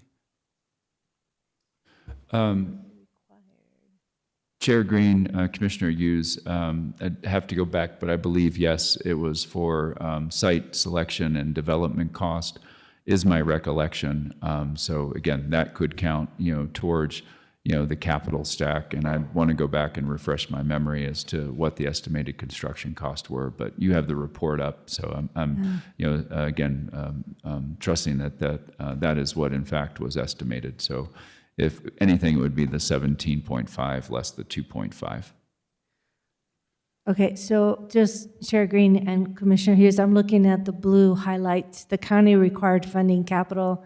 If we went with the higher end model, it is 13.6 million. Do we want to put that in so that we're putting in the county portion? Well, I think, isn't in Jen's suggestion of the amount of money we put, isn't she suggest that we put 2 million toward the capital part and the other toward, actually only 5 million, I think, is the service guarantee. So there are two separate, Chair Green and Commissioner Hughes, there were two separate guarantees. One is the service guarantee and the other is the operational guarantee. If I recall, one was about 5 million, the other was about $3 million. So one guarantees that the services that are necessary for the project to be qualified as a permanent supportive housing project can actually be delivered. The other is an operational guarantee to make sure that the actual building itself and the permanent supportive housing complex can meet its maintenance and operational needs. The $2 million was really not meant to go towards the base capital, but so that we had set money aside as potential gap funding as we cobble together the capital stack. So again, my suggestion would be the total project cost on a capital side would be the full estimated cost, which again is the current estimate, less the 2.5 from the congressionally directed spending, which would be the funding gap. So I would be putting on the ICIP the full cost of the full capital cost of the project, and the only monies that we have secured towards that really are from the congressionally directed spending. So that would be the way I would respectfully suggest we approach it. So what, do you have a number in your, or do we need to, you need to go back and figure that out? We can go back and figure that out. As I said, it's an estimate, and we'd have to describe it as such. But if the board adopts the resolution with that addition, then we can, if you're giving us the leeway, we could add that to the recorded version of the resolution, what we estimate the capital construction cost to be. Okay, so I mean, I think that would be around 15 million, the same as what you said, but I think you should go back and look at it with a clear head. If it's 17 million minus 2.5, is that what you're saying? Because that's 14.5 million. Well, that's why I'm asking him to go back and figure it I out. think so. I think that's a good idea. Yeah. So if I may, again, these are placeholders right now. I think we have months to firm up these numbers. We have months to go get other funding sources so that at the end of the day, you're not going to get 17 million unless we're not getting anything else. We didn't even get 13 million last year. So to ask for 15 million right now of capital outlay for one project, everybody else here sits here sad. So finding other sources, but scoping it out in a real number and looking for other alternative methods to finance this is the way to move this forward, to commit to putting it on our capital outlay list. Hope for 3-4 million. Yeah, I mean, we're not expecting them to fund the whole thing. They know there's other sources. Absolutely, that's right. So let's put it up there and let's move towards finding other sources, would be my recommendation in there. Let's firm up the number over the next few months. Know that it's a priority, it's on our list, and if we can go get that. I'm sorry, Sarah, you told me that there was one more person that really wanted to speak online, and I had not closed public comment, so better late than never. Thank you very much. What is the person's name? Mr. Chair, the speaker is Amanda Alberta. Amanda, you've got 2 minutes. Would you please get sworn in by the clerk? And thank you for unmuting yourself. Thank you for the opportunity. Do you swear to tell the truth, the whole truth, and nothing but the truth? I do. For the record, before you testify, please state your name, address, and that you understand you are under oath. My name is Amanda Alberta. I live at 571 South Taft Street in Lakewood, Colorado, and I understand that I am under oath. Thank you. Thank you, Commissioners, for the opportunity to speak today on behalf of the San Ignacio Road project. This project is an affordable housing community situated right next to the Nueva Acequias project that, if successful, will house over 500 individuals in the county of Santa Fe. These units will be eligible to individuals who earn less than 60% of the area median income, which for an individual that's earning less than $65,000 a year. And our rents that are offered in the 164 units range $1,200 for a one-bedroom to $1,900 for a four-bedroom unit. This represents a 30% spread to comparable market rents. And in the city of Santa Fe, we're not seeing any availability for four-bedroom units.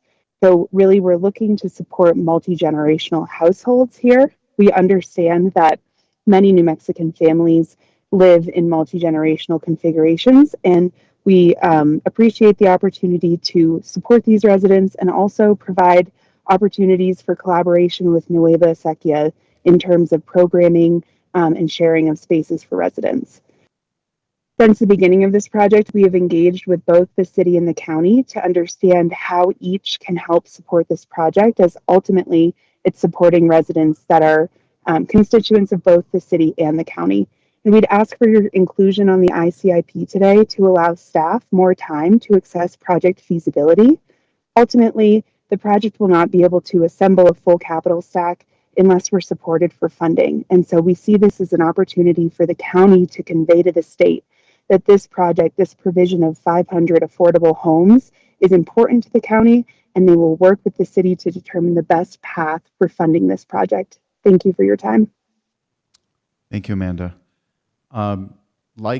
Just to give you my 2 cents here, like all of these other projects that are housing related, there are multiple financing mechanisms, and we'd love to hear more than a 2-minute presentation about this, probably, to understand the scope of this and to understand how we can potentially support this in an appropriate manner. But thank you for presenting that to us today. Commissioners?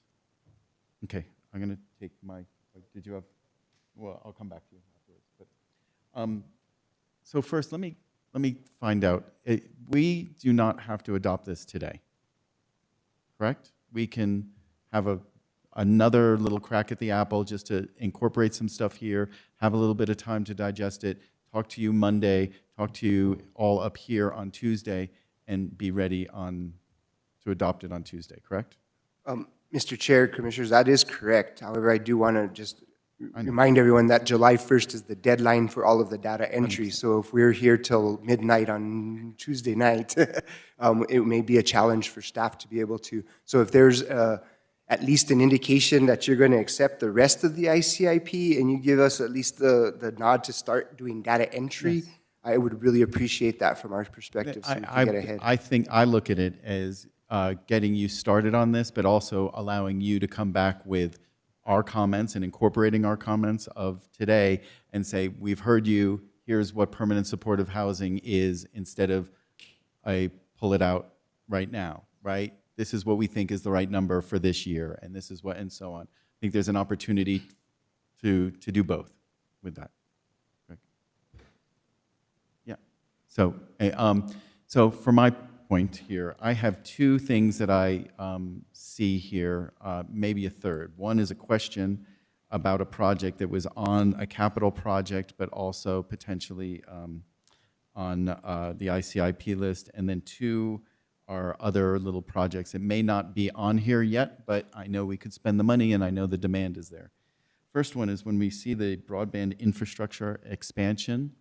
We're in the process of working with a group, and maybe this could be used towards matching money, more specific to county purposes. For instance, instead of saying we need $2.6 million for broadband expansion, if we lowered that number to $500,000 or $600,000 specifically for hooking up county facilities to fiber, or to another tower for the E911, something related, so it isn't not a specific project per DFA, but has some specificity to match to the BEAD funding, so that we could do that and maybe get more capacity out of that. And so that is a specific project, maybe to an expansion of the project that isn't necessarily BEAD related, but it is tied into the BEAD project where county buildings would have fiber to them or some other